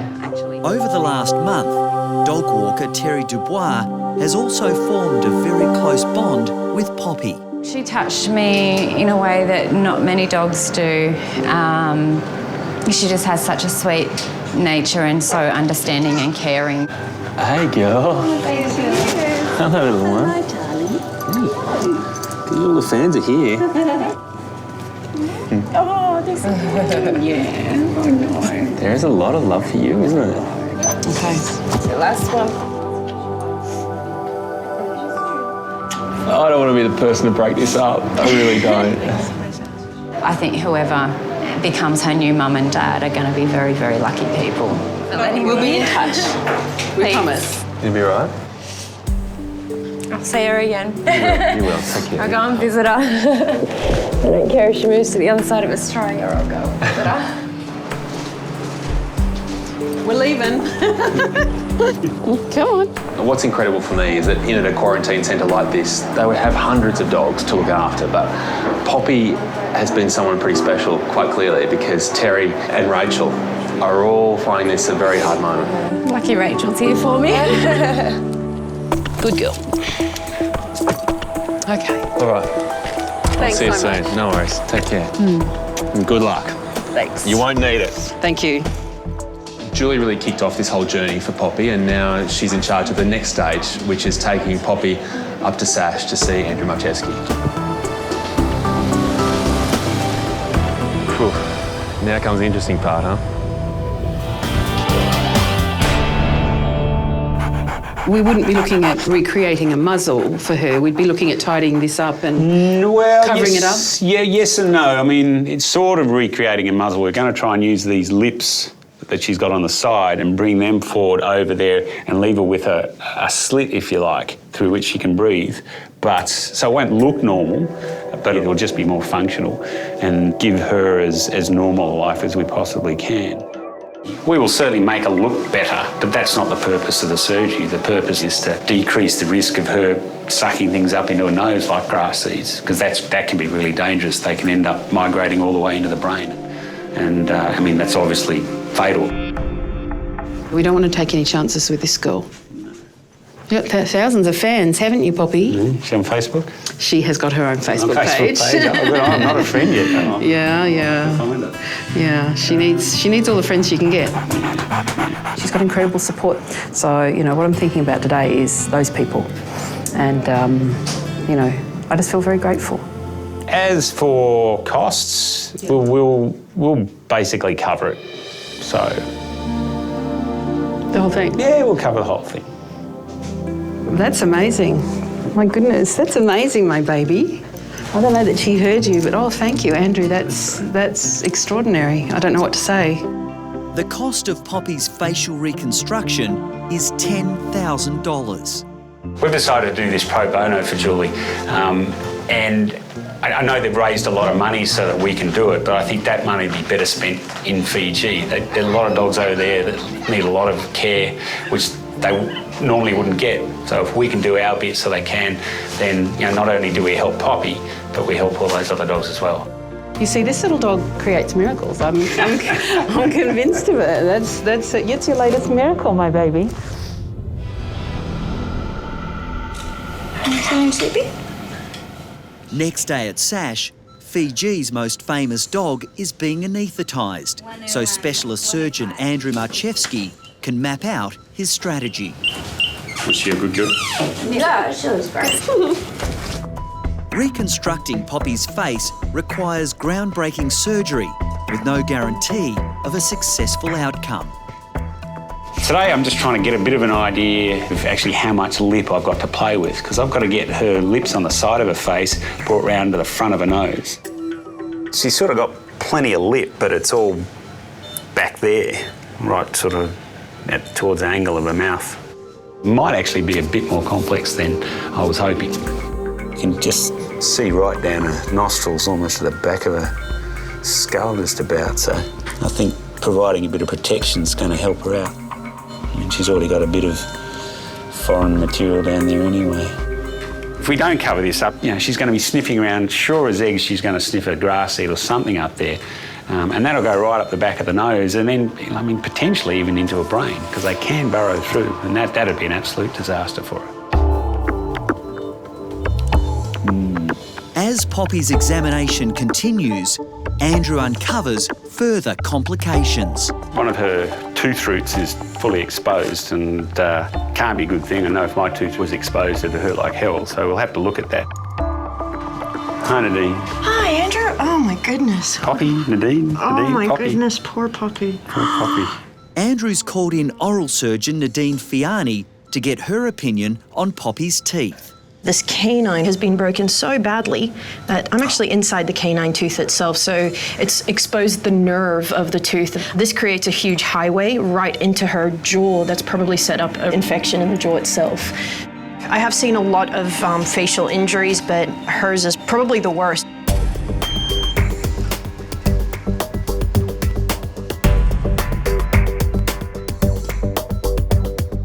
Okay, so this is the tooth. There's a small abscess that's formed at the very tip of the tooth, at the very root. That tooth just needs to go now. And this guy, you can see the bones just sort of been cut off. Again, that tooth needs to go. It will set up an infection if we don't address it properly. Really, what I needed to do today was get an idea of what I'm dealing with. It's a complex surgery, so I'm going to need some thinking time. Gosh, look at that. It's so sad. We'll fix you right up. Good girl.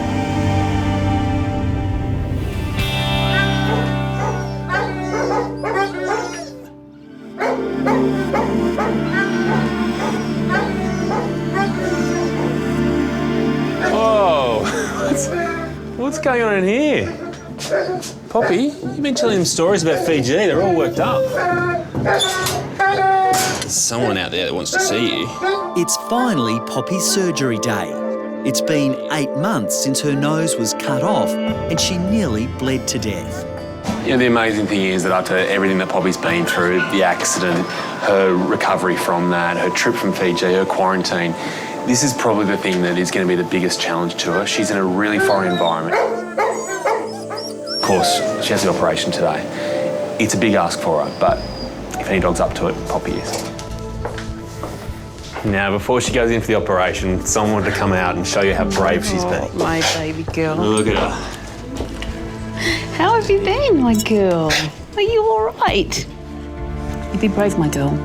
My darling, not that you've never been anything but brave. I think she must be the bravest dog in the world, so she's going to be fine. She'll be Yeah, you'd be good. You'd be good for everybody. I never actually thought that this was possible. I didn't know that it was going to be possible to get her here. I didn't know it was going to be possible to have this kind of surgery. I'm ready. I just want to see it be successful. All right. Take care. Look after my girl. I will. Thank you. I'll see you soon. Stay strong, all right? I'll see you soon. Come, Poppy.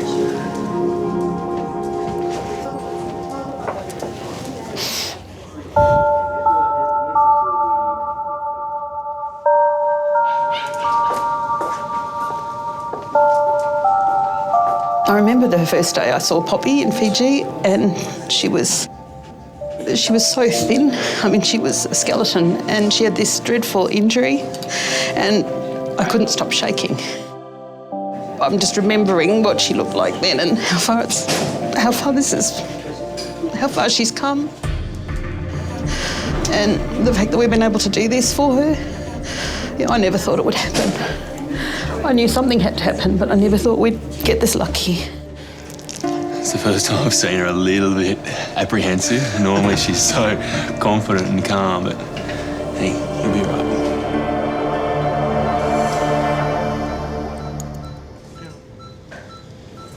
The operation will be split into 2 stages. Oral surgeon Nadine Fiani will be leading the first procedure. We're primarily removing the teeth because they're actually quite badly diseased. So this guy here, you can see that big black dot there? Yeah. That's the nerve, and it's completely exposed and the tooth is dead, and that needs to come out, otherwise it'll interfere with the healing later on.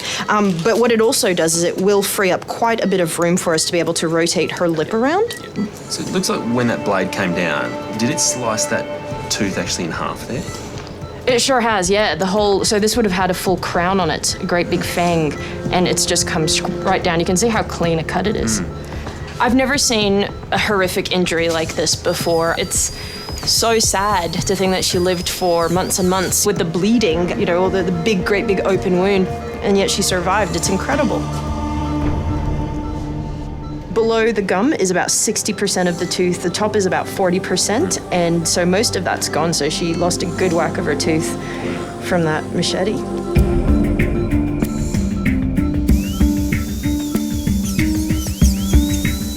The important part of these removals is that you just cannot afford to damage any of the tissue around here. There's not much to play with, and if there were any tears there, it makes Andrew's job so much more difficult.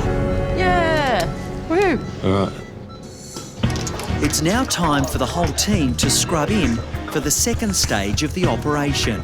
I wish for the day where I'm not as nervous going into bigger surgery. You've just done enough and you know that you've got the skills to be able to get yourself out of trouble. Whereas this one, I don't know. I thought that I was going to sleep on this overnight, but I ended up not doing a whole lot of sleeping. I just had these plans for Poppy going through my head the whole night. It would be rare for you to do something where it is a genuine first time, but it's a tough first time too. Yeah. And that's what this is. Yeah. I mean, if it was it was an acute injury or something like that, I think things would be much easier, but this is testing. Surviving her horrific wounds was miraculous, but Poppy's future now depends on the facial reconstruction. I'm a bit nervous going to this surgeon. I don't say that very often. I don't know what we're going to have to deal with. All I know is it's not going to be straightforward and we're going to have to do a fair bit of thinking to get it right. All right, let's go. This is something that really hasn't been attempted before on this scale, where we're trying to do something to Poppy's face that will be incredibly difficult, and we won't really know how it's going to go until we're in there. I'm going to take this and it's got to go up to there. So it's about decreasing the risk of her sucking something horrible up into that nose and causing a problem. And then hopefully at the end of it she will look better. Yeah. You know, one of the worries is that despite all the planning that we've done, we're going to get in there and find we just don't have enough tissue. Maybe we should do the hard one first. So you sort of want to have that as an axis to rotate it around at the same time? It's got to be... Well, actually, I don't know. I might have to slightly change my original plan. But if you rush it, you just end up damaging the tissue and then you've got nothing to work with. Already into plan B. I think we've got to... It's this around here we've got to get... Right. I think because if we can let this go... Not only that, but I think you're going to need to elevate from here as well, so that that whole flap lifts.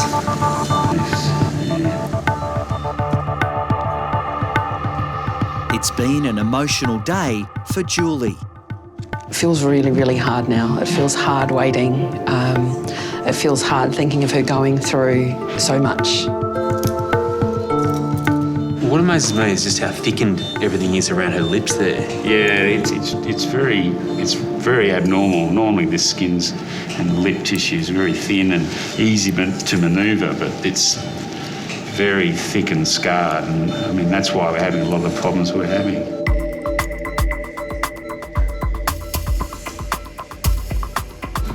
At the moment, her nasal cavity and her mouth are still connecting. So we're fighting against the fact this has been going for 7 or 8 months and we're trying to fix it in 4 hours. And we just can't do it.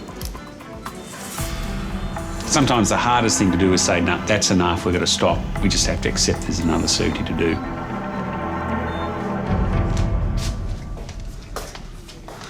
Hey, Julie. Hi. How you going? You must be exhausted. Oh, a little bit. Oh, my So, God. look, she's come through the operation really well, but she's come through this operation well. So Okay. she is going to need a second operation. All right. So the reason for that is that when we got in there and we've moved the lips back together and closed off that hole over her nose, Right. it's too much then to try to repair everything internally as well, actually inside her mouth. We don't actually have enough tissue and enough room to do that right now. So that's why we need the second operation. Yeah. And do you want to come and see her now? Yes, please. We obviously don't normally do this because she's No. still under anaesthetic, but we'll bend the rules just a little Yeah. bit. All right. Thank you. Okay. Yeah. No, Come that would be through. wonderful. Here we go. There's your girl.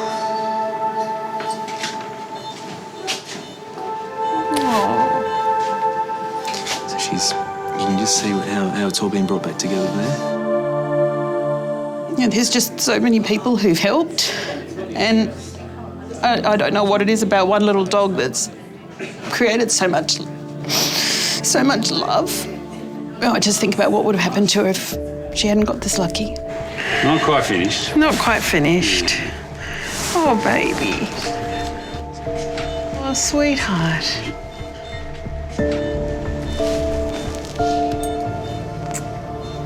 Oh, you dear little thing. She looks amazing. I mean, the fact they've been able to do that I know they've been in there for hours, but the fact that they've managed to do that is extraordinary. Oh, what a brave little girl. Yeah. Hey, baby, you're going to look beautiful. If any dog can make it through 2 surgeries, it's this dog. Oh, yeah. Yeah. The next couple of weeks, I'll get Julie to hand feed Poppy. I don't really want to sort of trying to pick up food with that nose because it's delicate. It's trying to heal. The more she tries to use it, more chance that things have of breaking down. Well, thanks for letting me see her. No, that's all right. I knew you'd want to. So. Yeah, it's just great to see that she's okay and we're on our way. Thanks.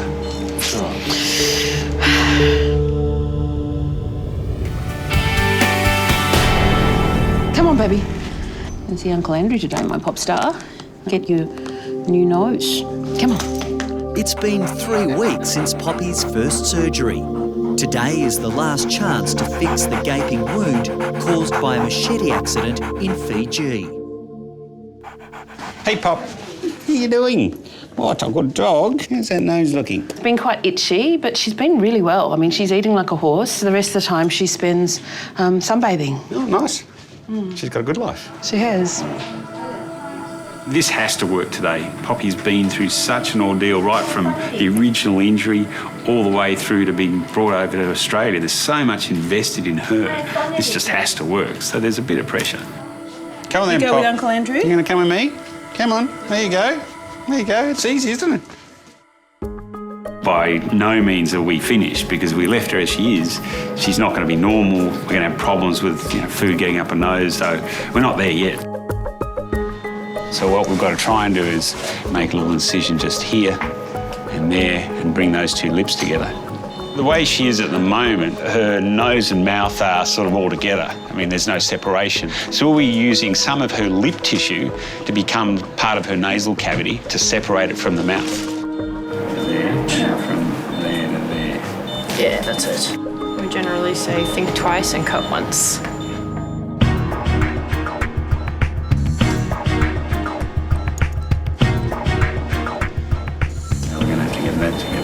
Because you don't want to close that off too much either. No, well, we do want to close this bit. Yeah. There's as much pressure on now, I think, as there was before, because last time we pulled out and said, OK, we'll fix this next time. There's no next time, so we've got to do it today.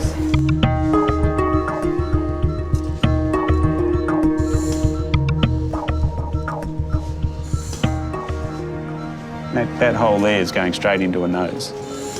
I'm really pleased with that. I didn't expect them to come quite as easily, I guess. Yeah, it's coming together too well.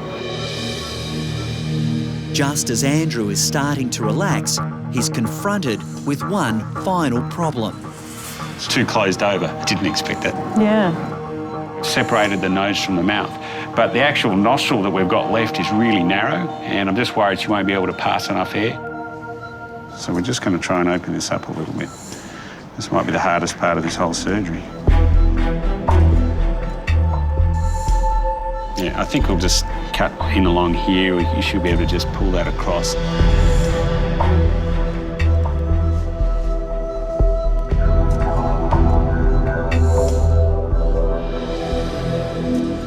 That's great. She looks pretty. It's beautiful. We'll keep her in hospital to make sure that everything's holding together. I guess there's still a risk that some of this tissue might break down and we'll end up with a hole there, so we'll have to watch that. What are you doing? Who's that? Wow. Hey, mate. How are you? Good to see you. Yeah. And look at you. It's a bit different, huh? It's been 4 days since Poppy's final surgery. She's come up really well. That's just such a good result.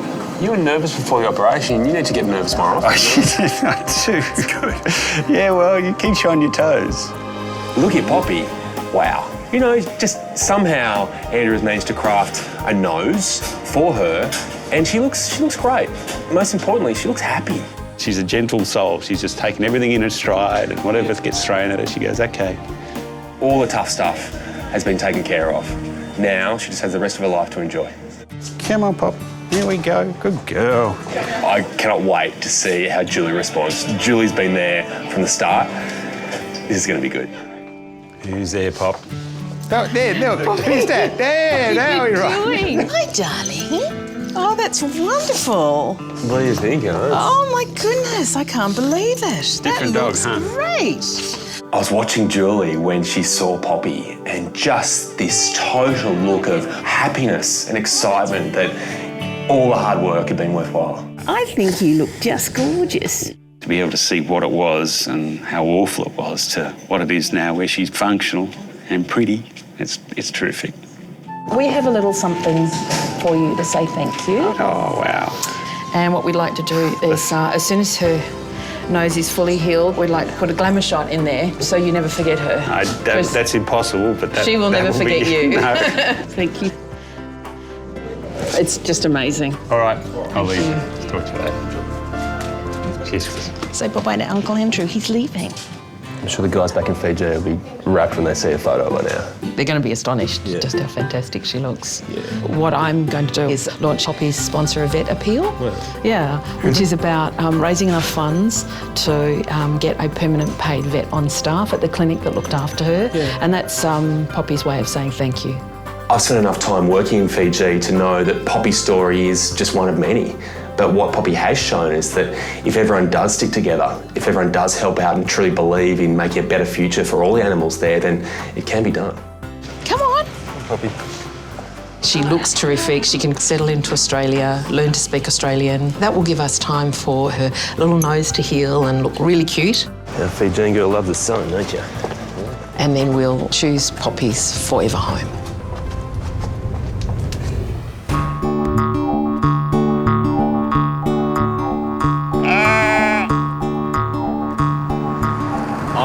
Valley in South Australia. Now, most people when they come here take some time out and sample some of the region's finest, but none of that for me. I'm here to see a little lamb who's in a bit of trouble.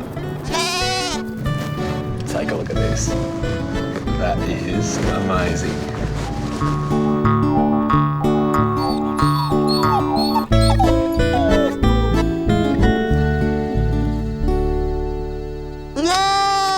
You know, this is slightly strange, don't you? Well, I've never seen anything like it. It's amazing. How are you? It's Julie. Good. Yeah. Hi, Chris. Chris, how are you? And you must be Zoe. Hello. This is Lammy, and she's 5 weeks old now. Julie is concerned about Lammy, a little orphan that has formed an unusual relationship with Zoe the Dalmatian. Life got a bit confusing, isn't it? No, thank you. Yes. I'm just checking her out, that's all. How old was she when Mum walked away? I think she would have been about half an hour old. Really? Was that soon? The first animal that she saw was the dog. So she thought that was her mother. She literally joined the dots? Yes, yes. And went, OK, that must be Mum. And I just thought it was so very unusual to see a spotted lamb. It just looked like a Dalmatian puppy to me.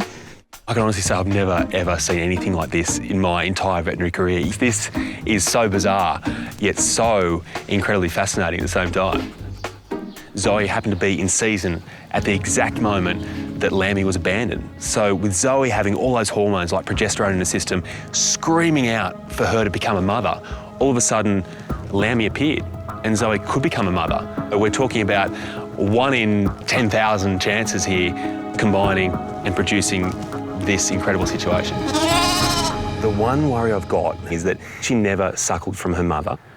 So what I wouldn't mind doing is just having a bit of a look over her now, just to see how healthy she is, and from there, just make sure that everything's going along okay. When a lamb's born, the mother's udder is full of something we call colostrum, which is a milk that's really rich in fat, high in energy, but most importantly, it's got a lot of antibodies in it, and those antibodies go straight into the lamb the moment this milk is drunk and provide immediate protection, and that protection lasts for weeks and months.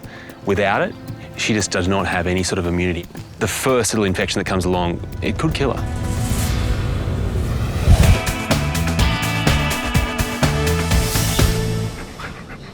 Hello, how are you? At the Bondi Referral Hospital SASH, Hero appears to be in perfect health, but looks are deceiving. He's lost his appetite today, so very unlike a Labrador. So we suspect he has ingested rock. The 1-year-old Labrador has been vomiting all day. Owners Sally and Michael are worried Hero's been up to his old tricks, eating rocks from their backyard. He'll eat anything he can get his mouth onto, so yeah, that's why, just in case, we'll bring him in. It always amazes me how Labradors can be really, really sick and they just look like nothing's wrong. Thank you. Thank you. Okay, come on, come on. They have such an ability to hide things and keep that tail wagging and pretend like everything's okay when really they're actually very, very sick. And the fact that they're such good actors can actually be quite dangerous for them. Something is a little bit uncomfortable for him here. His intestines just feel a little bit thick. They eat everything. I've seen them eat socks, underwear, sanitary items, rocks, balls, toys, you name it. A Labrador can swallow it whole, and it never surprises me what I find inside them. When I get to a certain part of his tummy, he tends to flinch. That's not good, please. I think what we need to do is take some x-rays of him. When I'm feeling him, it doesn't feel right. There is something really hard there. Come on, let's get some x-rays. And if something is stuck, well, that's really not good for him. You're a doofus. This way. Come on. Come on. Whoa. Hero, this way. Come on. Come on. So the next step is to actually take an x-ray of Hero, and I don't know how I'm going to do this. Come on, Hero, this way. This dog has complete control of me. He is taking me for a walk. He is taking me for the x-ray. I don't know how I'm going to even get him on the table. Rick, are you free to help with this very sick dog? In reception, owners Sally and Michael are anxiously waiting for answers. Hero's been vomiting and has even turned down food. 3, 2, 1. Lie down on your side. You were happy to do it before. Hey. Labradors are very, very good at pretending that something's okay when it's really wrong. Oh dear. I thought I felt something funny in there. But that's a really massive rock there. Another little fragment of something there, and perhaps even another one further down there. So this rock is about 3 to 4 centimetres big, so it's like that. So he's obviously swallowed that whole, it's gone down, and now it's lodged somewhere in his intestines. That is a worry, Vic. So it may not pass by itself? I don't know if it will. If that rock stayed in there and it didn't pass out naturally, or we didn't take it out with surgery, the intestines would become really inflamed and unhealthy, and in really severe situations they can perforate. The rock can basically open up the guts, and he's just got intestinal contents leaking through his abdomen. That's called peritonitis. That's life-threatening, so it's pretty serious to have something stuck in there that doesn't come out.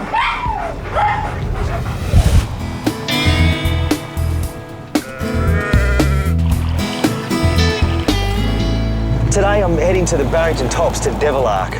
I'm so passionate about this place and the work that's going on here. It could be the only chance for survival the Tasmanian devil has. Australian Reptile Park manager Tim Faulkner has been on the road for 6 hours. He's on the way to the Devil Ark in northwest New South Wales. The reason for Tim's visit is to check on the adult female devils to find out how many are pregnant. Hey, we got a welcoming party already.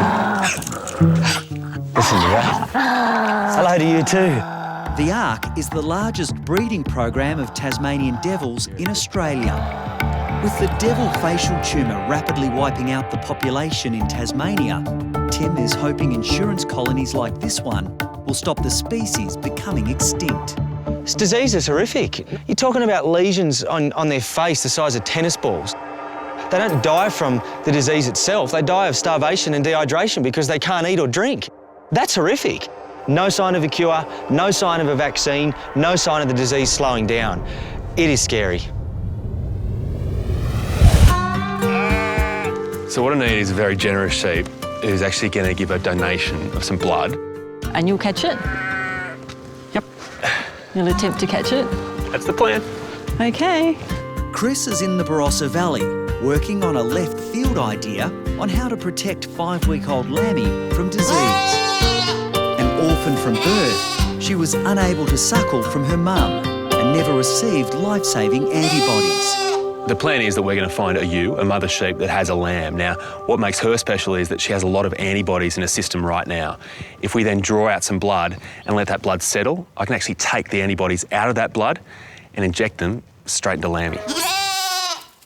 Lammy's at a disadvantage in the future if she was to get an infection. She has no resistance to fight that, so any assistance that Chris can give her with this blood procedure, I'm really happy to go along with it. Right. This is the bit you're excited about, isn't it? I'm going to watch you. Watch and learn. It's a good plan. It's a great plan, but it's a plan that has a small hitch in that I need to catch the sheep to get that blood sample. Not going to be easy. So, Chris, you're looking for the one on the left, that little one, that little innocent-looking sheep. And that's her lamb on the ground in front of her. She looks so slow. She was the last one to lamb, so she would have the freshest amount of milk in her.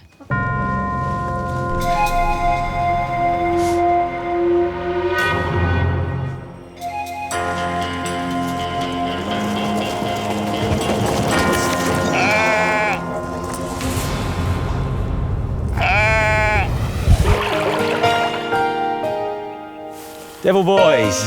Tim's joining the rangers at Devil Ark to find out if their crucial breeding program is working. It's devil men to you. Devil men, yeah. What's happening? Nothing much, mate. We're just pretty excited ourselves and we just want to get checking some females, so we want to see some young. We've been waiting for so long. Okay, let's get a few ready. Well, the only way we can know exact numbers of joeys, or in fact how the devils are, is to catch them. You're suckers for this. Won't take long to get in. Traps laced with fresh meat will be left out overnight. We need to see joeys tomorrow. I get really nervous just wanting to know that they're there. I want to know the females have these babies. I want to know that what we're doing is right, and I want to know that we're actually making a difference. I reckon, well, we spread them right along that fence line, yeah. This Tassie Devil recovery program is a really special thing. I mean, one of the world's most famous extinctions, and it's very close to my heart. It happened in 1936, many years ago, but it's the Tasmanian tiger. Gone, wiped off the face of the earth. I don't want in my lifetime to have to say to my kids, oh, well, the devils went too. Perfect. We have a chance now to save the devil. It's not too far gone. We can bring it back from the brink of extinction, and if we can build up numbers here, we can keep them here. The disease burns out and we put them back in the wild, and it's a pretty unique case. We like at times for them to come in and have a social feed, and the way we do that is to have one food item and you'll get 5 or 6 devils in, not that different than like crocodiles, and they work together to pull bits of meat off. Here's our first. He's a beautiful big boy, maybe 10 kilos. Pretty good table manners at the moment.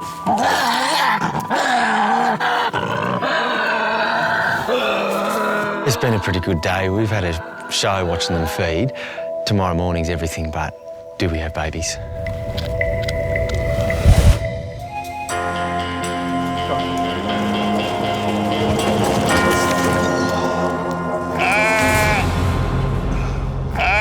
Let's be honest, it was a miss.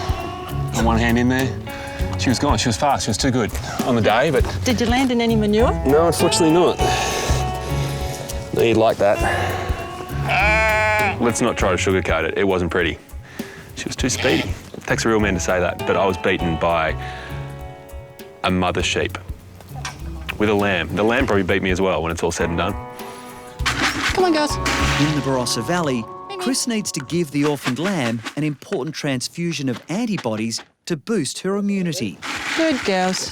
But first, he has to catch a blood donor. Could have told me about that before. I told you I had a secret weapon. It's called a white bucket. You're smirking at me, getting me to try to tackle these poor, innocent mothers, and you had this all... Go on then. I thought I'd let you have an attempt. Hey guys, I know. Come on.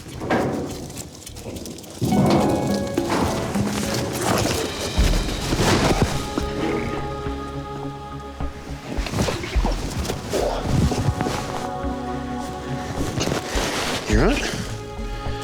This is very generous of you.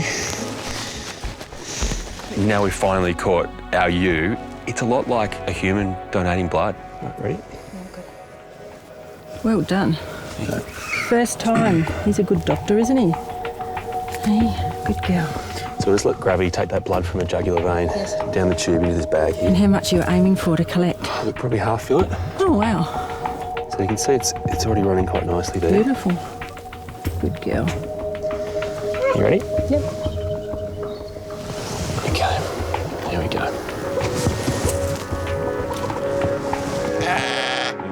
Yeah, you made your feelings very clear, didn't you?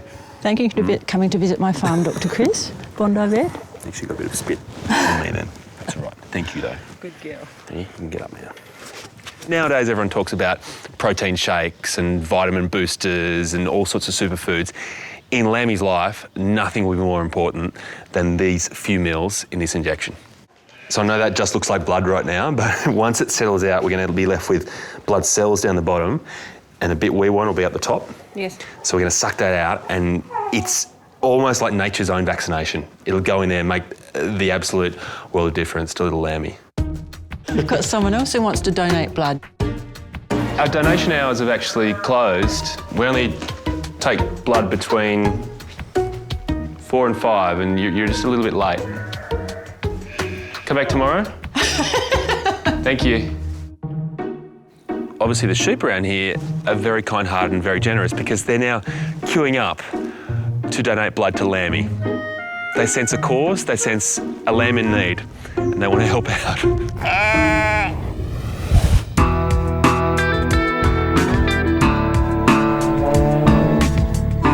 How many devils do you think we'll have in the traps? I reckon we get 6, 7 out of 8, I reckon, at least.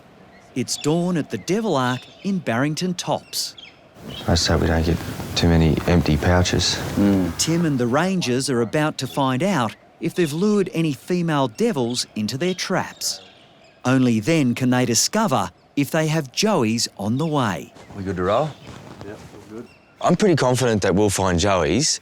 However, this is real pioneer conservation and there are always going to be hurdles and sometimes it mightn't work. Empty. Too empty. Not a good start. Next one. Let's hope it's a girl. Oh, look at that. This is what we were after. She's got 1, 2, 3, and one's actually still inside the pouch. This is magic. Little Tazzy devils, this is the next generation.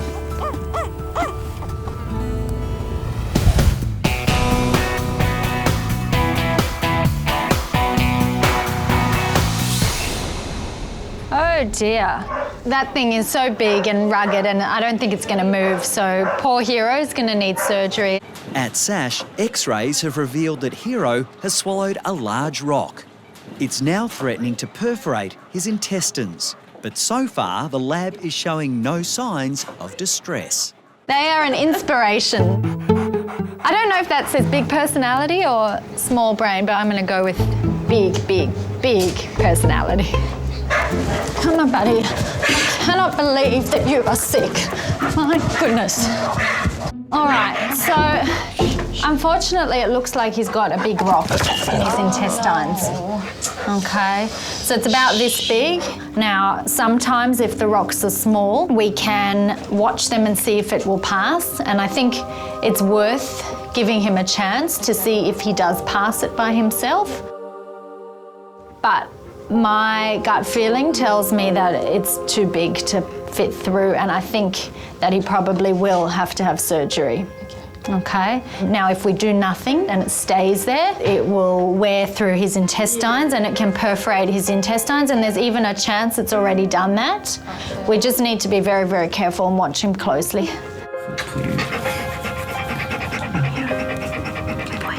I never really wanted him to have an operation because operation's never good, like in the long term. So, yeah, well, has to be done. Yeah, sad.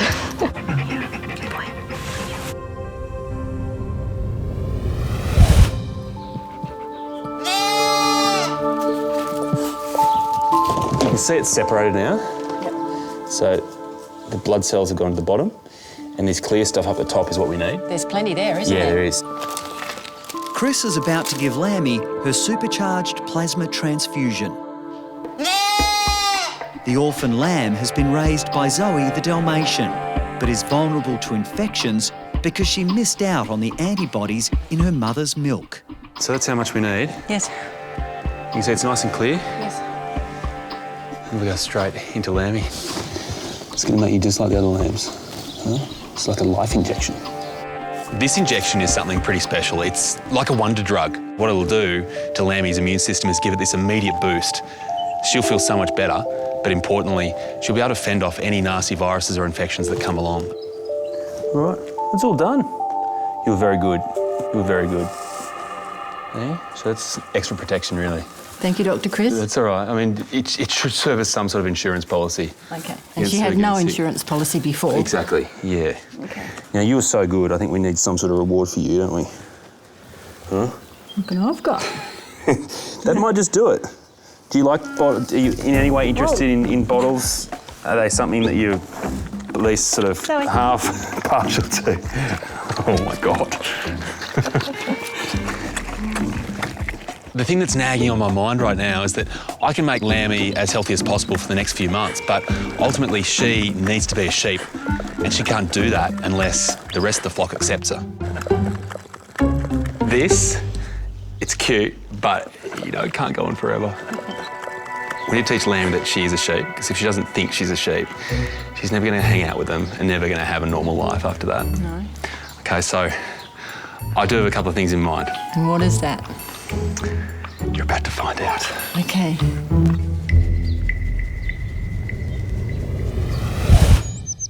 Right, 1, 2, 3. Okay, out you come, Mum. Here we go. At the Devil Ark, there is one trap left, and Tim and the team are hoping it will be hiding more babies. Okay, out you come. Can you look after her, Ads? Have a look at this. There's 4 little Joeys in there. Don't know how many boys or girls, but we'll find out. And they're big enough that they're off Mum. I'm gonna grab them out. Look at this. A ball of devil Joeys. Look at that. Magic. Those little sounds are so cute, the little whimpers. There we go, little girl. There's a little pouch. Little pouch just down there. Ow. Ow. They're a handful. Another little girl. Little girl? Look at that. We got 4 sisters. I got to tell you about, this one's a bit lethargic, a bit small. Yeah. Can you take that there? And I'm feeling a fair bit of rib there, you know, and a bit gaunt. It's only subtle, but I'm definitely concerned. And if one of these wasn't to get milk, they would go downhill really fast. So the question now is do we intervene?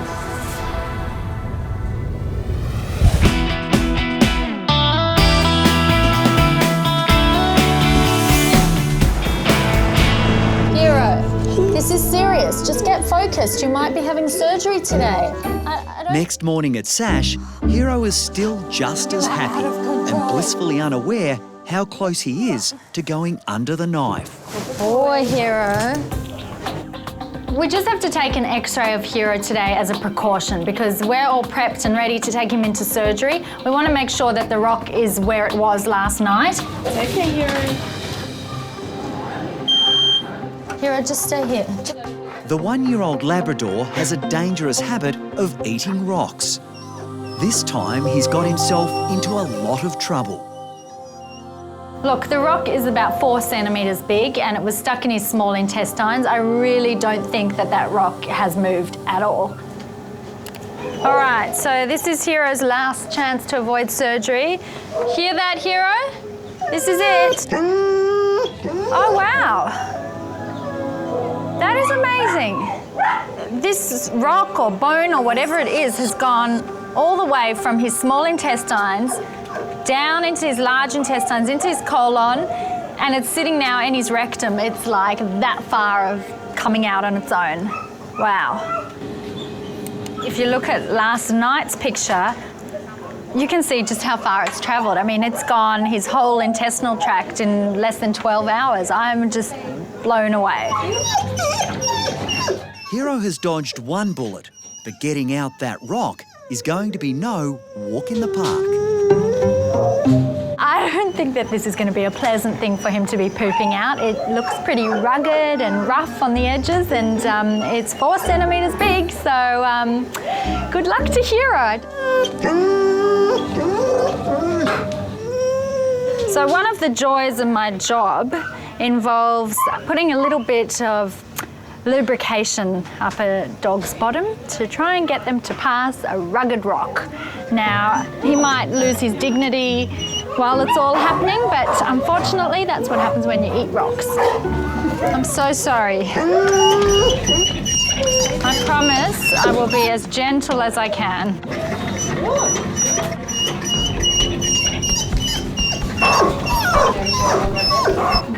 I'm just gonna see what I can feel. Oh, there it is.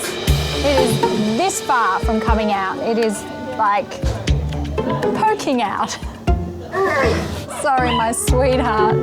Definitely violating him here.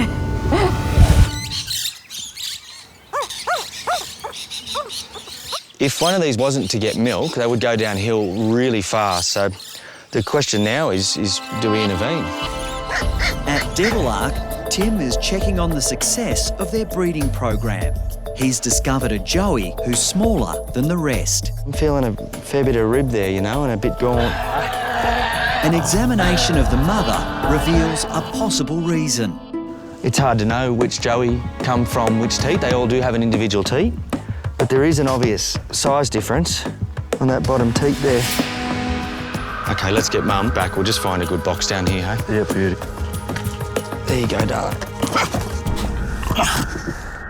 Tim needs to decide if removing the smaller joey and hand-rearing it is the best thing for Mum and the baby. I say do it and the mum will recover quicker. She'll be back here in 12 months anyway. Yeah. There is a consequence of hand-rearing her, and that is that I have to take two. She needs a sibling, she needs warmth, comfort, and they teach each other how to be devils for the big world that they're going to enter when they're adults. Well, who's going to come with her? Why we let them choose? There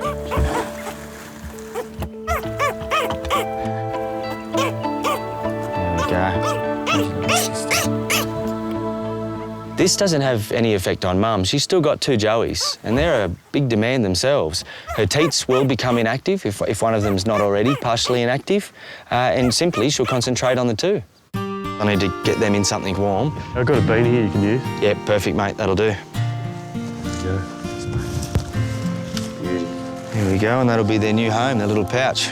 We'll just pop them inside the shirt. I think we better get the other two back with Mum. Easy, Mum.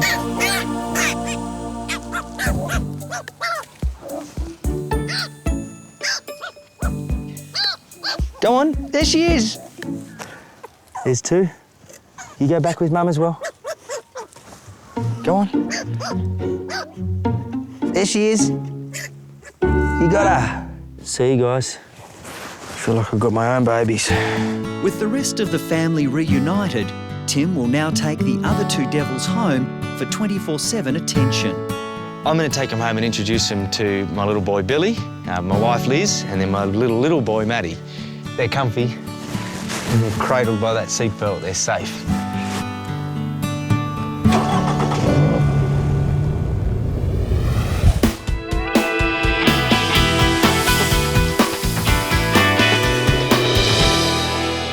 Sorry, hero. Feels rough. Oh, boy. Okay, I'll go slow.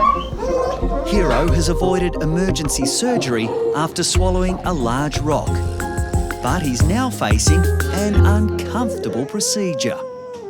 Okay, hero, I know. Oh, okay, there's something. I don't know what that is. Feels like bone. There's more in there, so I'm going in again. Okay, so this is the big piece. Just slowly, slowly. Sorry, hero. Nearly there, I know. It's really big, this thing. Come on, hero, just if you push it would help. Just like giving birth. Yeah. I'm trying to grip this thing and I'm really trying hard not to hurt him, so I don't think it's as easy as I originally had thought. Okay, here we go. Here we go. That's all right, hero.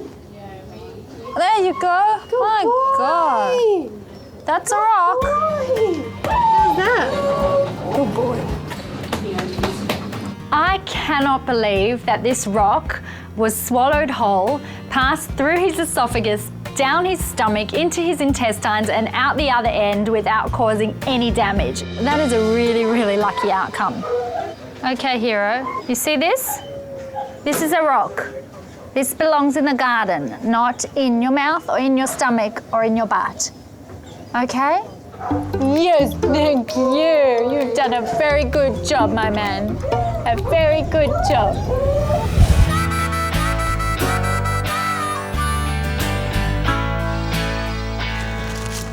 Go on, guys. Go on. In the Barossa Valley, Chris has come up with an unusual plan to help 5-week-old Lammy. The orphan has been raised by a Dalmatian and is suffering an identity crisis. Go on. Go on.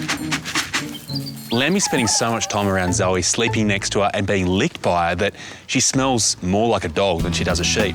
If we were to put her out with the flock of sheep right now, they'd smell her straight away and go, no, she's an imposter, and they could hurt her. There we go. See? That's easy, isn't it? So the most important thing right now is we take away that doggy smell and replace it with something they're going to find a little bit more acceptable. Hey, little one. I think we need you. You okay with that? Okay. So the plan is we're going to put a little cloth inside the nappy. Put the nappy on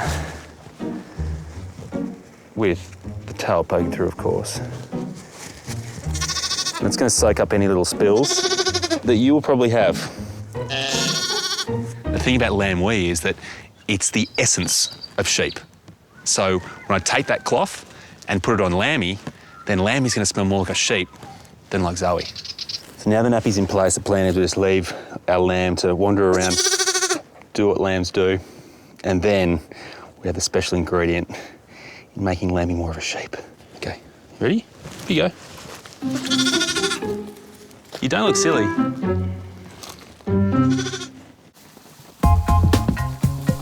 I'm pretty sure that when Julie walks into the paddock and sees one of her lambs looking like a toddler, she might be surprised. Let's go. Come on, Hero. Good boy, Hero, the rock-eating lab, is ready to go home with his relieved owners, Michael and Sally. I have a little present for you guys. Oh my gosh. Look at that, huh? That is what came out of him. You're Yes. eating it again. No, you're not. Do you? Oh.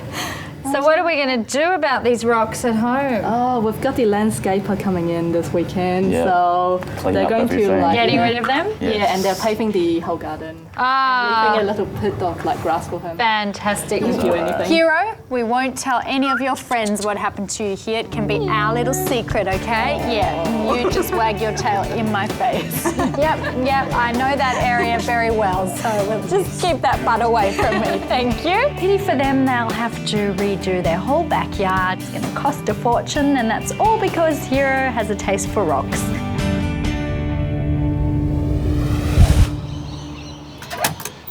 Hello? Who is it? Who is it? Hello, guys. Ah. Hello. Hello.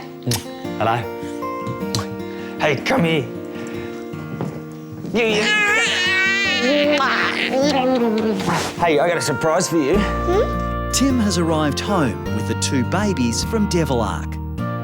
2-year-old Billy is never sure what Dad will bring in the door. Do you want to sit down in the lounge? Sit down for a minute and I'll show you.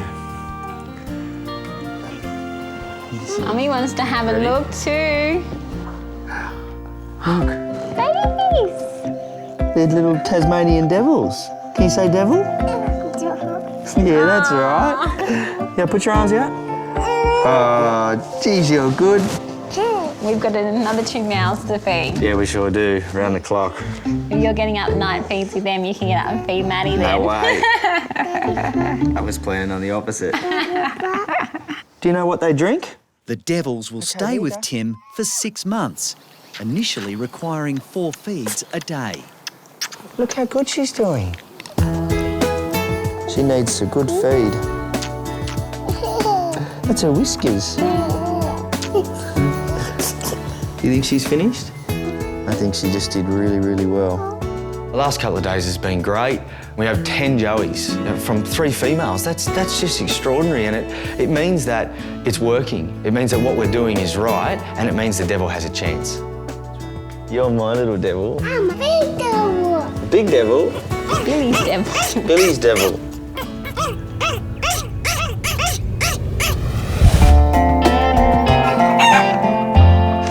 A bit of a surprise for you. Come with me. These are your sheep, right? I recognise them, yes. There's now a difference with one of your sheep. It's time for Chris to reveal the second part of his lammy strategy. He's hoping he's found a way for the orphan lamb to fit in with her flock. She's been spending too much time with Zoe, her surrogate Dalmatian mother. Oh, you're kidding me. It's got a nappy on. Yeah, it's got a nappy on it. What were you thinking? I'm looking at this lamb. It's got to be some sort of joke. The wee's been collected into a little towel. That towel then has essence to sheep, eau de sheep, all over it. The thing about sheep is they go as much on smell as they do on looks. And even though Lammy is a lamb, she's going to smell like a dog, and that has to change. So now we'll get the nappy off and take that cloth and give Lammy a little bit of Perfume. special perfume. Okay. All right. I'm open to any unusual idea that Chris has got, even if it means Lammy wearing an unusual perfume. There we go. All right, so take the nappy off. So this now becomes Lammy's new perfume. You test it. I'm all right with mine. There you go, the one. Thank you, by the way. By dabbing on that smell of lamb urine, she's instantly going to start smelling like a sheep. With this lamb urine, what we do is just dab it on her shoulders, on her back there, and I hate to say it, on her face as well, on her ears. So now we've got Lammy smelling more like a sheep.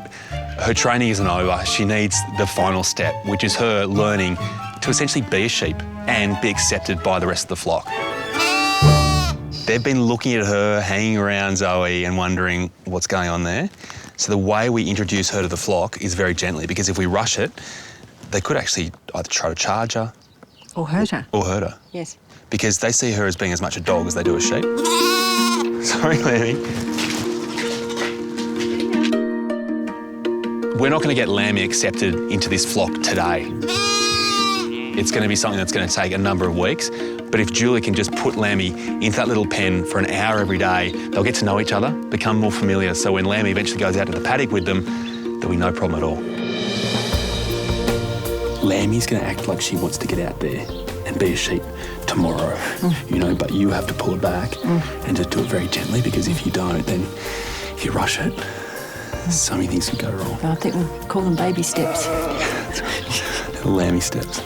This is good though. The great thing about these solutions is that whilst it's allowing Lammy to go back with a flock of sheep, it's not ending the relationship with Zoe. Their lives will be separate, but not too far apart. I think it's very special that Dr. Chris, the Bondi Vet's, come to visit me in the Barossa Valley, and I'm really happy that he's made the effort, and I think we've all learnt a lot from it. You can't go home without a glass of red. Thank you for coming. Thought you'd never ask. Thank you. Cheers.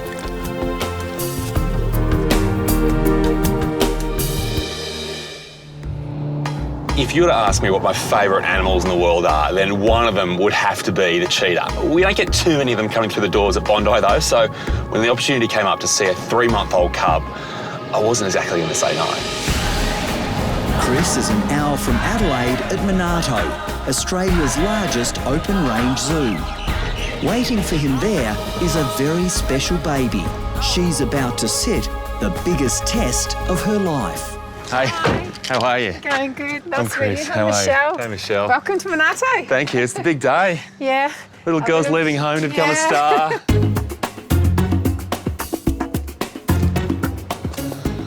Oh, wow. Hey, little one. Here's Botilli. Hey, Donna. How you going? Great. How are you? Good. I walk in and my first reaction is, where are they hiding the batteries? She cannot be real. She's ridiculous. Her name is Botilli and she's being hand-raised because her mum just ran out of milk. Kwatili means regal princess in Swahili. She's the first cheetah to be born at the zoo in 8 years, and keepers Michelle and Donna are now the cub's surrogate mums. We share a really special bond with Kwatili. I've worked with cheetah for a lot of years, sort of focusing on them and their breeding. And to finally have one little cheetah cub born is so special, knowing that they're so endangered. They're Africa's most endangered big cat. So to be able to spend time with a precious little cheetah cub makes you very thankful. That's a good girl. Today, Chris is getting involved in the daily training of the baby, and that includes meeting strangers. 6'5" blonde strangers. She's handling me being here? Yep, she's doing very, very well. She's accepting that you're stroking her and it's not worrying her at all. And that's really good and important for us to do veterinary examinations on her in the future. There are big plans for this little one. The keepers are hoping that she'll become the poster girl for Adelaide Zoo. She'll educate the public about the plight of the cheetah, but she'll also do meet and greets with people. To do that, she's going to have to pass some tests. And Kwatili's exams, they start today.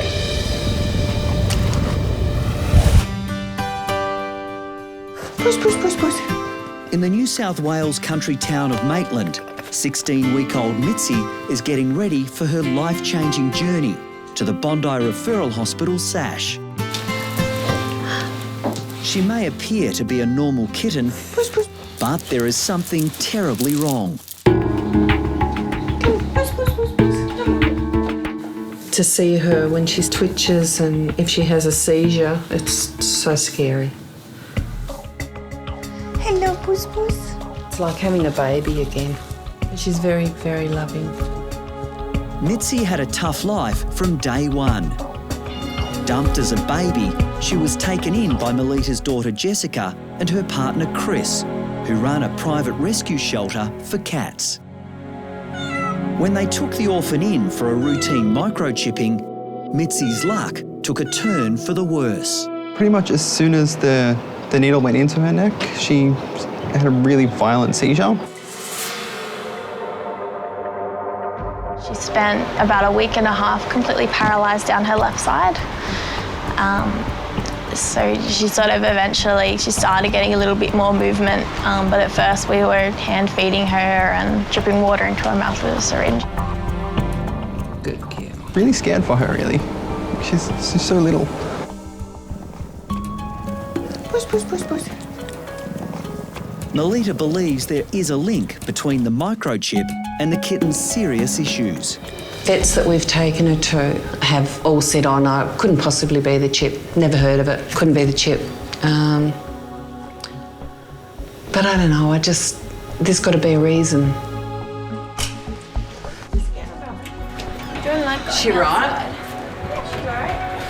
She gets really upset coming outside. She's not used to it, so she gets really scared. Do you want your mum? Show me. Where's your mummy?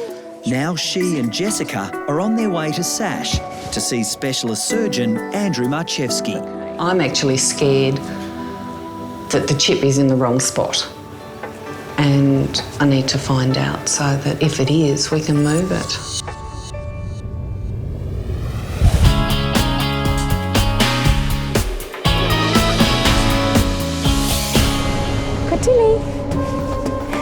Kwatili. At Minato, Kwatili is about to be road tested. The baby cheetah is earmarked to become a meet and greet ambassador at Adelaide Zoo, but she needs to cope with the 1-hour car journey and exposure to the public. Today is an incredibly big day.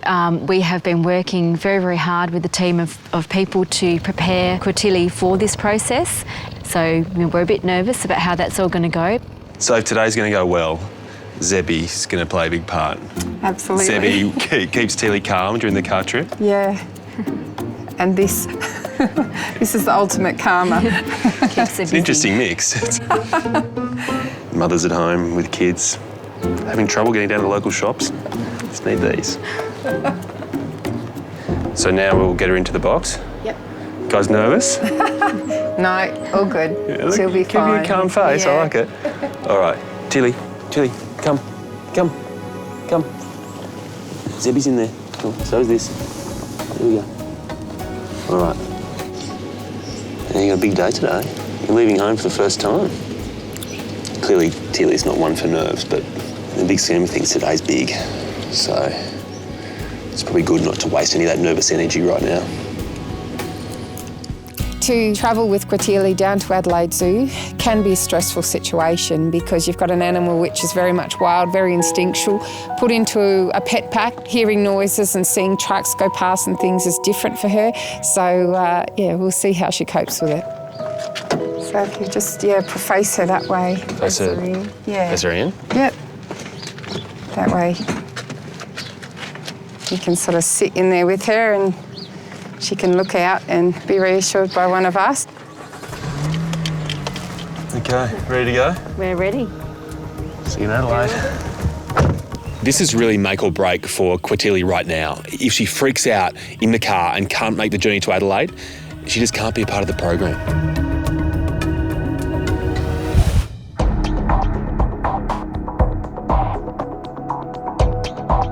At the Bondi Referral Hospital SASH, Melita and her daughter Jessica have arrived with Mitzi. I wonder what he'll say about you. The rescue kitten is struggling to walk since being microchipped. I suspect maybe the chip's pressing on something it shouldn't, and we'll find out. Just pop on there for me. Hey, Mitz. Oh, dearie me. There you go. Oops. So what happened? When she was microchipped, she had a bit of a fit. Anything else? Was She was paralysed. Oh, okay. She spent almost 2 weeks afterwards. She couldn't move down her left side. Sweet. Will you go on the ground? Oh, sweetheart, you're all right. Don't panic. What you going to do? Oh, gosh. She actually can't walk in a straight line. Yeah, no, feet are... Yeah. Mitzi's obviously really unsteady on her feet. One side's much worse. She's got really sort of exaggerated, uncoordinated movements. Back legs, she's sort of all over the place. So she's got some sort of spinal cord injury. You know, I guess one possibility is that chip sitting near the spinal cord or... Yeah, we've been assured that it couldn't be, that it's never happened. I guess, but I'm thinking, you know, has she got a congenital problem that's been exacerbated by a sudden movement when the chip went in? And I guess that's why we need to do a CT. It's a bit sad to think that we're just going to leave her here and she won't know where we are or what's going on. Look after her for me. I promise. See ya.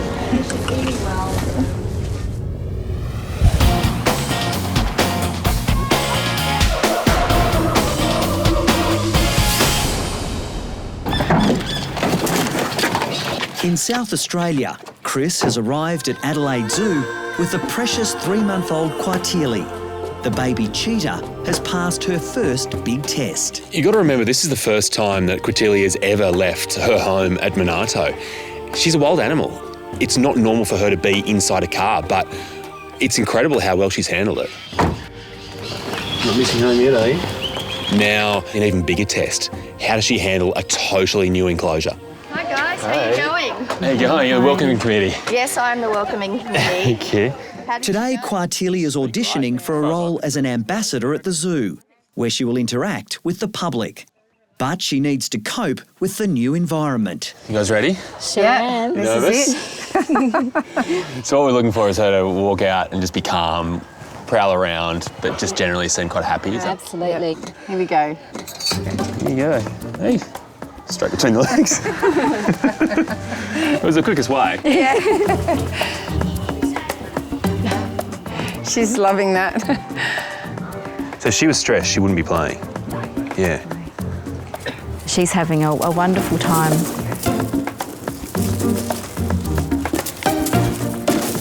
She's taken fabulously. She's running around like a little cheetah should at this age and playing and having a ball and totally relaxed.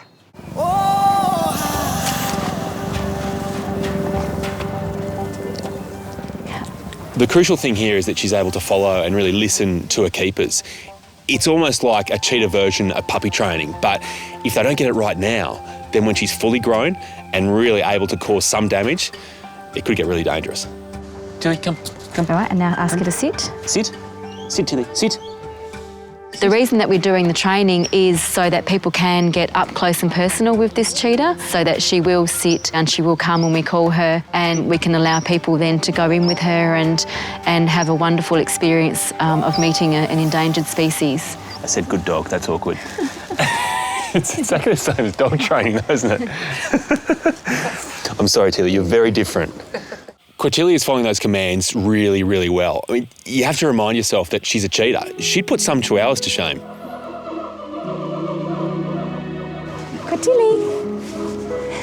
Cortilli. If she was to go on to become an ambassador for Cheetah, I have no worries that she would be awesome and be a little star for sure, because she already is. She's just fabulous.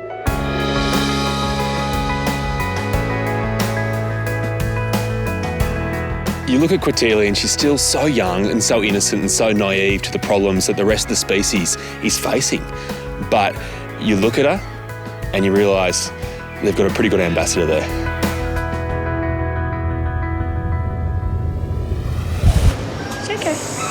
You're right, Titty Tat. You're right. Can I have your little leg? While Quartili's future is looking good, back at Sash, 16-week-old Mitzi's fate is still to be decided. The veins are just going to be so small. The kitten has now been given a CT scan to find out if a misplaced microchip could have caused spinal damage. No, kitty cat. We've got to be careful in the CT with positioning her. Normally we have them positioned on their back with their head stretched out. You have to be really careful if she starts moving around a lot. Again, could cause damage, so it's really softly. It's a tense wait for Mitzi's foster family. I just want to find out. I'm anxious to go in there and find out.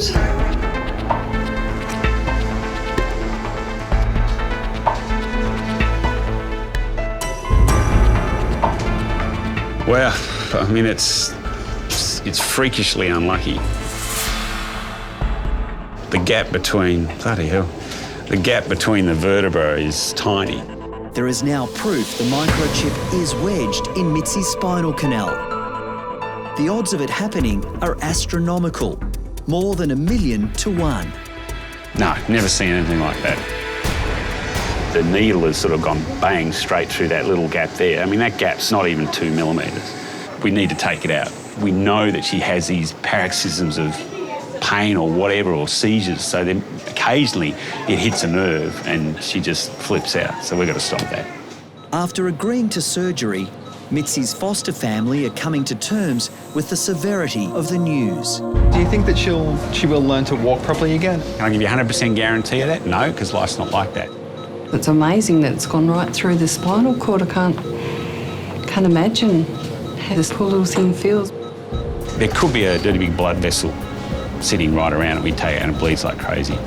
It's not likely, but it's possible. You know, worst case scenario, she will be permanently worse.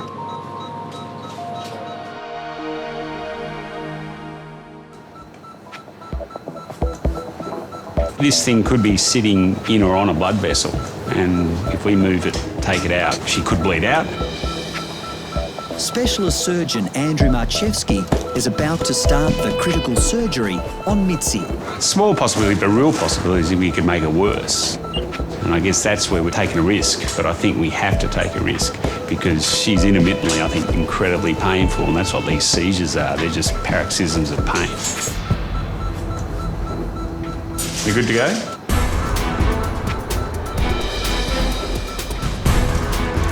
It's got a lot of blood vessels in the muscles of the neck, so especially with this little cat, we've got to be really careful not to lose too much blood because she really doesn't have a lot to spare.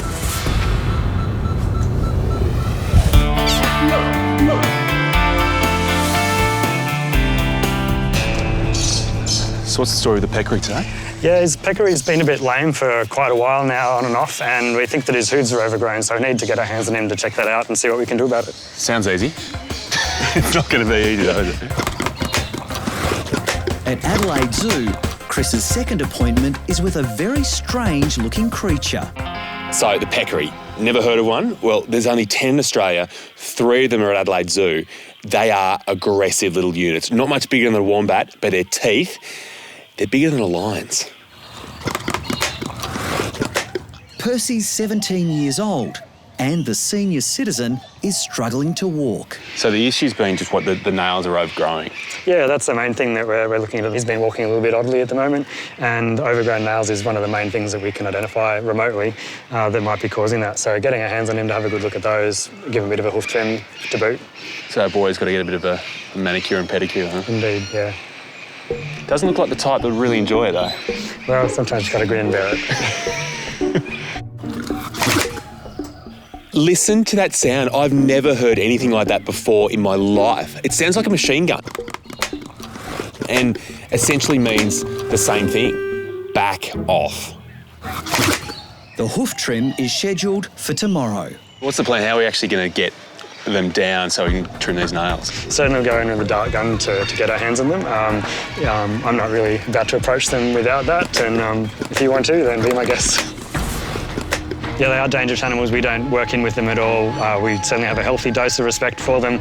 As I said, they're really hard to defend yourself against. They're really fast, they're strong, they've got sharp teeth, and they could really do some damage to you.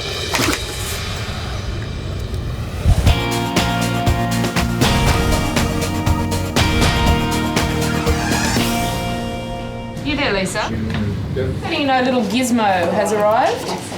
The little toxicity? At Sash, 3-year-old cavoodle Gizmo has been rushed in, suffering from constant tremors. My sister called me and she said that he'd vomited and to come home and clean it up right now.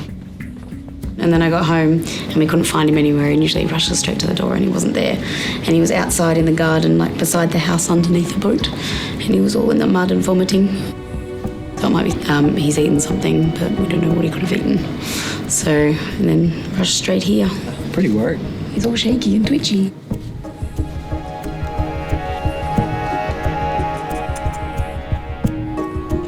Well, this is basically our practice baby. Really. So, yeah, pretty invested.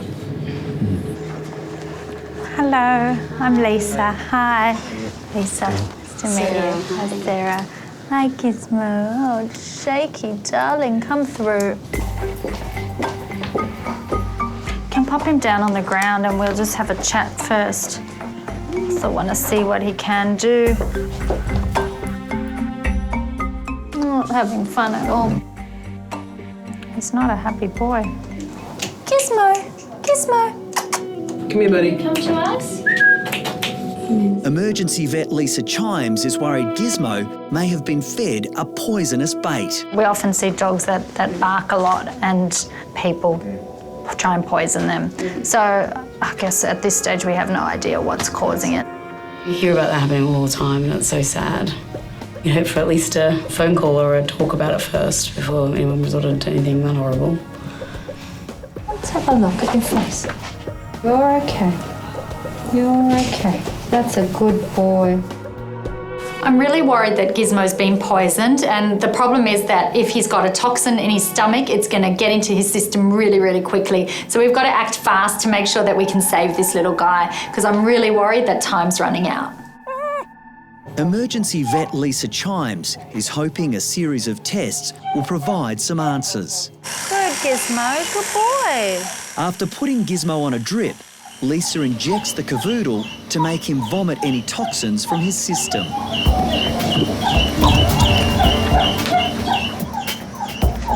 No clues there. Now Gizmo has to be tested for illegal drugs. If he's picked something up that somebody's thrown over the back fence, or if he's picked something up on his walk, methamphetamines, cocaine, opiates, marijuana, I'm hoping that we get a negative result. Good boy.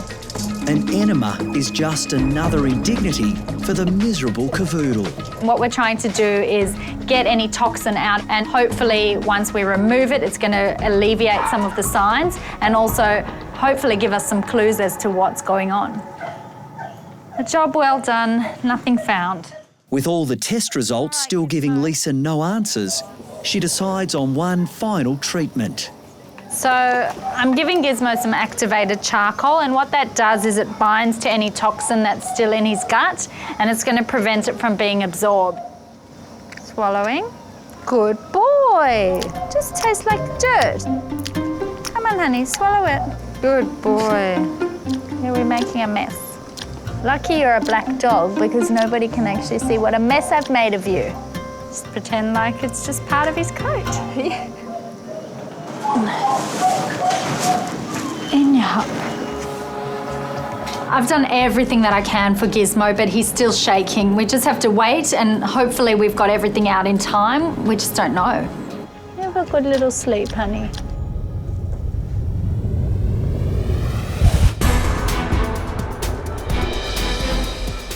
It's got a lot of blood vessels in the muscles of the neck. So especially with this little cat, we've got to be really careful not to lose too much blood because she really doesn't have a lot to spare.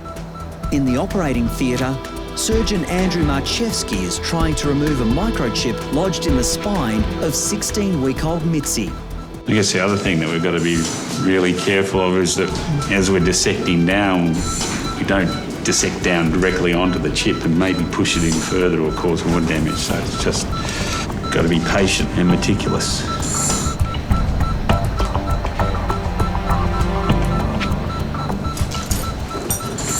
We're just starting to peel the muscles away. Not quite sure what I'm going to grab it with. After an hour in surgery, the critical moment has arrived, removing the microchip without causing any permanent damage. Let's see if we can grab it. You just turn that sucker off. Thanks. Waiting in reception, Mitzi's foster family are hoping they've made the right decision. Really anxious. I just want someone to come out and tell us that they've got it out and that everything went well. Yeah. I guess no news is good news for the moment. I can just see the tip of it and I think we should be able to just grab it and pull it out. So there we go. Bingo. That came out really nice.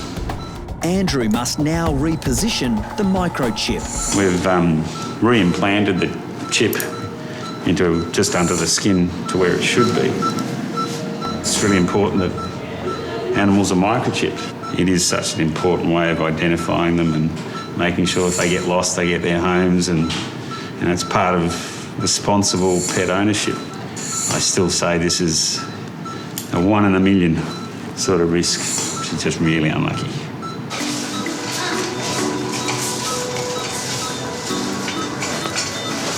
I'll be hopeful that we haven't caused any more damage because it's come out pretty nicely and we're really careful, so I guess we'll know when she wakes up. Hey, chitty chat. Don't look at me like that. Hey, we're just doing the good stuff. I know you're really keen to see her, but I think you'd be better just waiting until tomorrow and then you can see how she's going there. There will be no visitors for Mitzi tonight to make sure the kitten stays as calm as possible. Well, upsetting for them, upsetting for her. I guess I'm mainly concerned about her, so they're going to have to just tough it out for a bit. And I think we've given her the best chance of getting back to totally normal. But, we're not going to know tomorrow, next week, or even next month. Time will tell. Hey, little one. Oh, sure.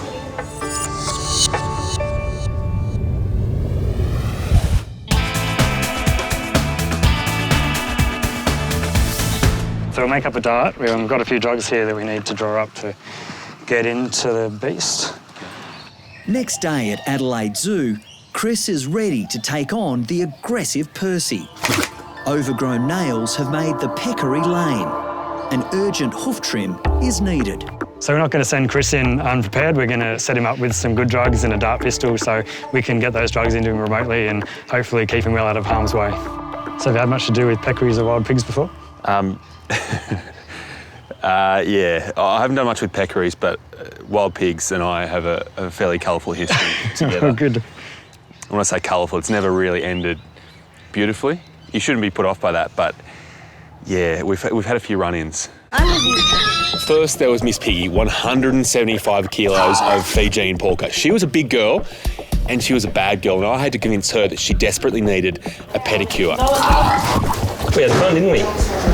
Kind of cute. And then there was Lola, sweet Lola.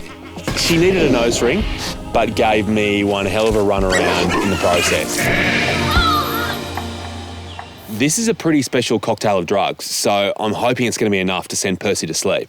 But you never truly know until you're right next to him. G'day, Henrik. Hi, guys. We're ready for you. Henry, this is Chris. Hi, Chris. He's giving us a hand with our Peccary today. They're your kids, are they? Yeah, my kids, yeah. He's not very happy, but we're ready for you. He's doing some funny breathing and chattering of his teeth. Chattering, yeah. That's trying to scare us. Right, he's in a good spot now. Just got to wait. Just waiting for him just to spin around and just show me his backside. That's where I need to go. Steady, buddy, steady. You see that? It's just bounced off his rump. It's just a really thick skin there, so it's gone in and just basically just rebounded straight off just because there's so much muscle and the skin there is so incredibly tough. So, same drug as before, just what we're going to do is just add a little bit of extra power, a bit of more oomph. So we just put a bit more gas into the actual dart gun itself. That should make the difference. It's going to be a lot more wary now. So this shot really has to make it.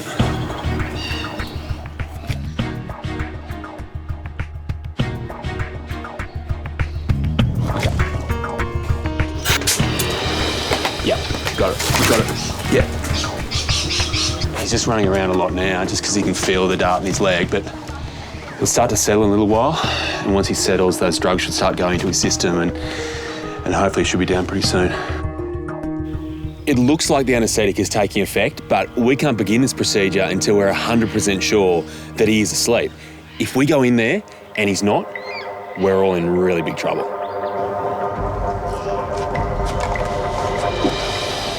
He's looking pretty close to being down there. Yep, I reckon we're just about good to go in, Chris. So if you want to choose your weapon of choice and let's trust our anaesthetic. We'll take the big broom. All right. Seen through here? Yep. So I can tell how deep he is just by tapping near his eye. And he blinks, but he's not shaking his head or doesn't seem too aware of that.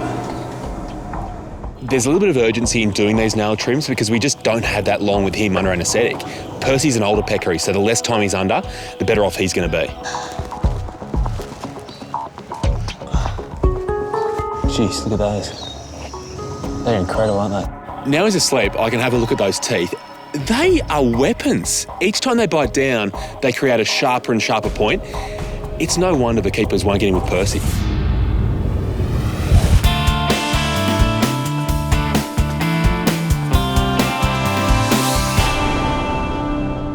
Hey, Mitzi. How you doing? You're pretty good considering. It's only 24 hours since surgeon Andrew Marchevsky removed a microchip from Mitzi's spine. There was a risk the operation could cause the kitten more damage, but early signs are positive. I thought she'd be worse. When you're taking something away from the spinal cord that's been sitting there a while, just that's what happens. She's actually better. I couldn't be happier. We haven't made you any worse. That's a good thing. Whoopsie. There you go. So you're looking a little bit better today. That's a bonus. Hey, I think you're more comfortable.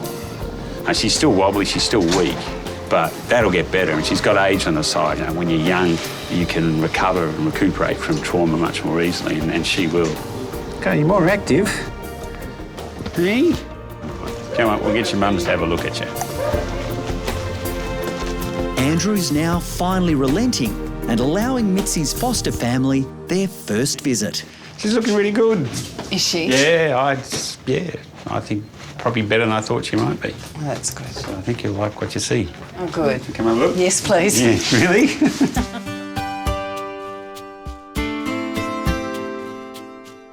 In all seriousness, she's just got a look of relief on her face. It's like, oh, you know, and now I can do stuff. Yeah, so, no, and she has surprised me. I've been spent all day preparing myself for her to be as bad as she was when this first happened. But she's doing really well. So much better than I expected. I I think she's actually going to be quicker than you think she's going to be. Just be wary of that. Despite the impressive recovery, Mitzi will have to stay in hospital for a few more days for observation. Amazed that she's as good as what she is. I fully expected her to be, I don't know, either paralysed or, I don't know, flat on her back for a week or so. So to see her up and walking around is amazing. Don't you hit me?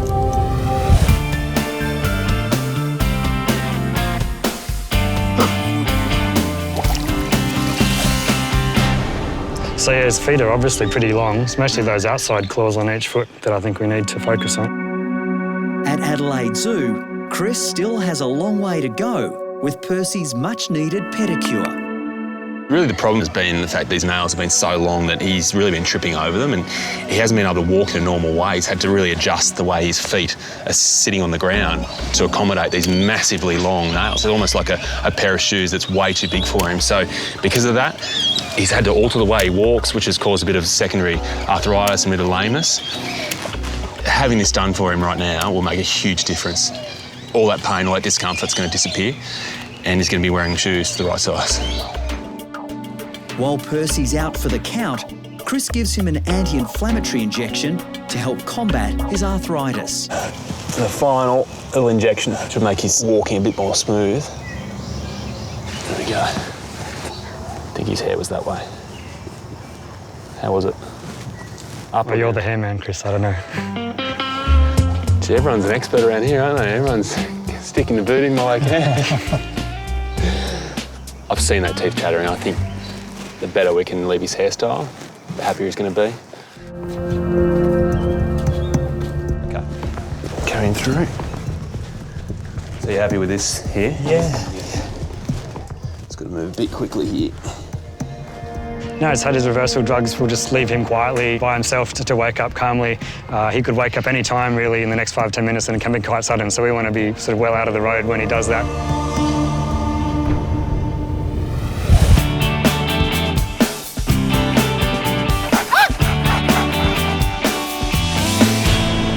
Kissy! Gizmo! Gizmo! Gizmo, you look so much better. Huh? Let's see how you walk. Let's see how you walk. At Sash, Gizmo has made an incredible recovery. You're all better. Gizmo, Gizmo, Gizmo. Who got fixed? Who got fixed?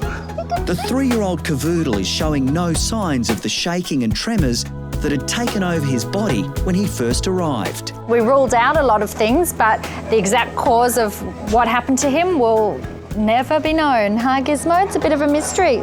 After everything from an enema to a drug test, Gizmo is just happy to be going home. Come on.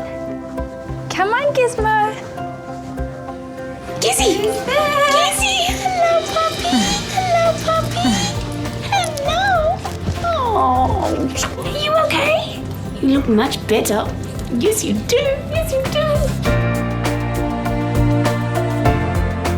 Thank you so much.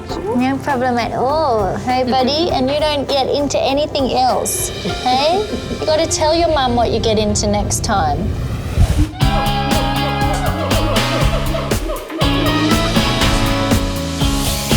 His breathing's starting to pick up a bit. He's just starting to come around now. At Adelaide Zoo, Chris is waiting for his weird patient to wake up from the sedation. This is always a tricky time. I want to hang around long enough to make sure he's okay, but when he finally does wake up, he's not going to be happy. He's going to go looking for the guy that put a dart in his behind. And that person was me. Yeah, he's just starting to stir now. Yeah. Welcome back to the world, buddy. Yeah. All right, you can just see he's just about to stand up now. Yeah, okay, he's up now. So he's a bit wobbly, but he's up. Easy, buddy, easy. You can just see he's come to and he's just a bit confused. You can see, even though he's able to stand up and move around, he's not really doing much coordination, even with his new shoes. This is the best part of the procedure, knowing that we'll wake up the other end and everything's gone well. So. It's a good result, and I've got to say it's been amazing being that close to what is a pretty bizarre creature. Having said that, I don't think he'll be sending me a Christmas card or a birthday card. I did mention it was my birthday, didn't I? No? At least someone remembered. Happy birthday to you. Happy birthday to you. Thank you. Happy birthday, dear Chris. Happy birthday to you. Hey! Hey! Wow. You know it's tomorrow. Oh, happy birthday for tomorrow. No, I'm joking, it's today. I'm a bit disappointed though. This is the first time I've ever done anything involving anything close to a pig and not been bleeding, sweating, cursing, and leave with my pride destroyed. Sorry to disappoint you. Good job though. Thanks, Thank Chris. you. No worries. Thanks, Chris. Cheers. Thanks very much. See you, buddy. She's purring. Oh, is she? As for Mitzi, she's ready to start a new life. It's been 3 days since the risky surgery to remove a microchip that was accidentally lodged in her spinal canal. So is she right just to run around and do what she wants to do? Oh, look, with any major surgery, you should take it easy. So if you can limit how much charging around she does. You know, she's not going to do any damage to a spinal cord, but she might sort of cause some bruising or swelling, which you don't want. So, yeah. I think she's getting so adventurous now I'm going to have to line the house with pillows. For the foster family who used up all their savings to pay for the orphan's operation, it's a huge relief. We could have left it there because of the expense, but if we'd have left it there and something horrible had happened, it would have been terrible, but it's so worth it, seeing her like that. She's going to need a really special owner because, for all sorts of reasons, just practical ones, because she's going to need a fair bit of looking after for a few months yet. And also for emotional reasons. They've put a lot of emotional energy into her. Thank you. I want to make sure that she gets the right home, and I think that's really important for them and for Mitzi.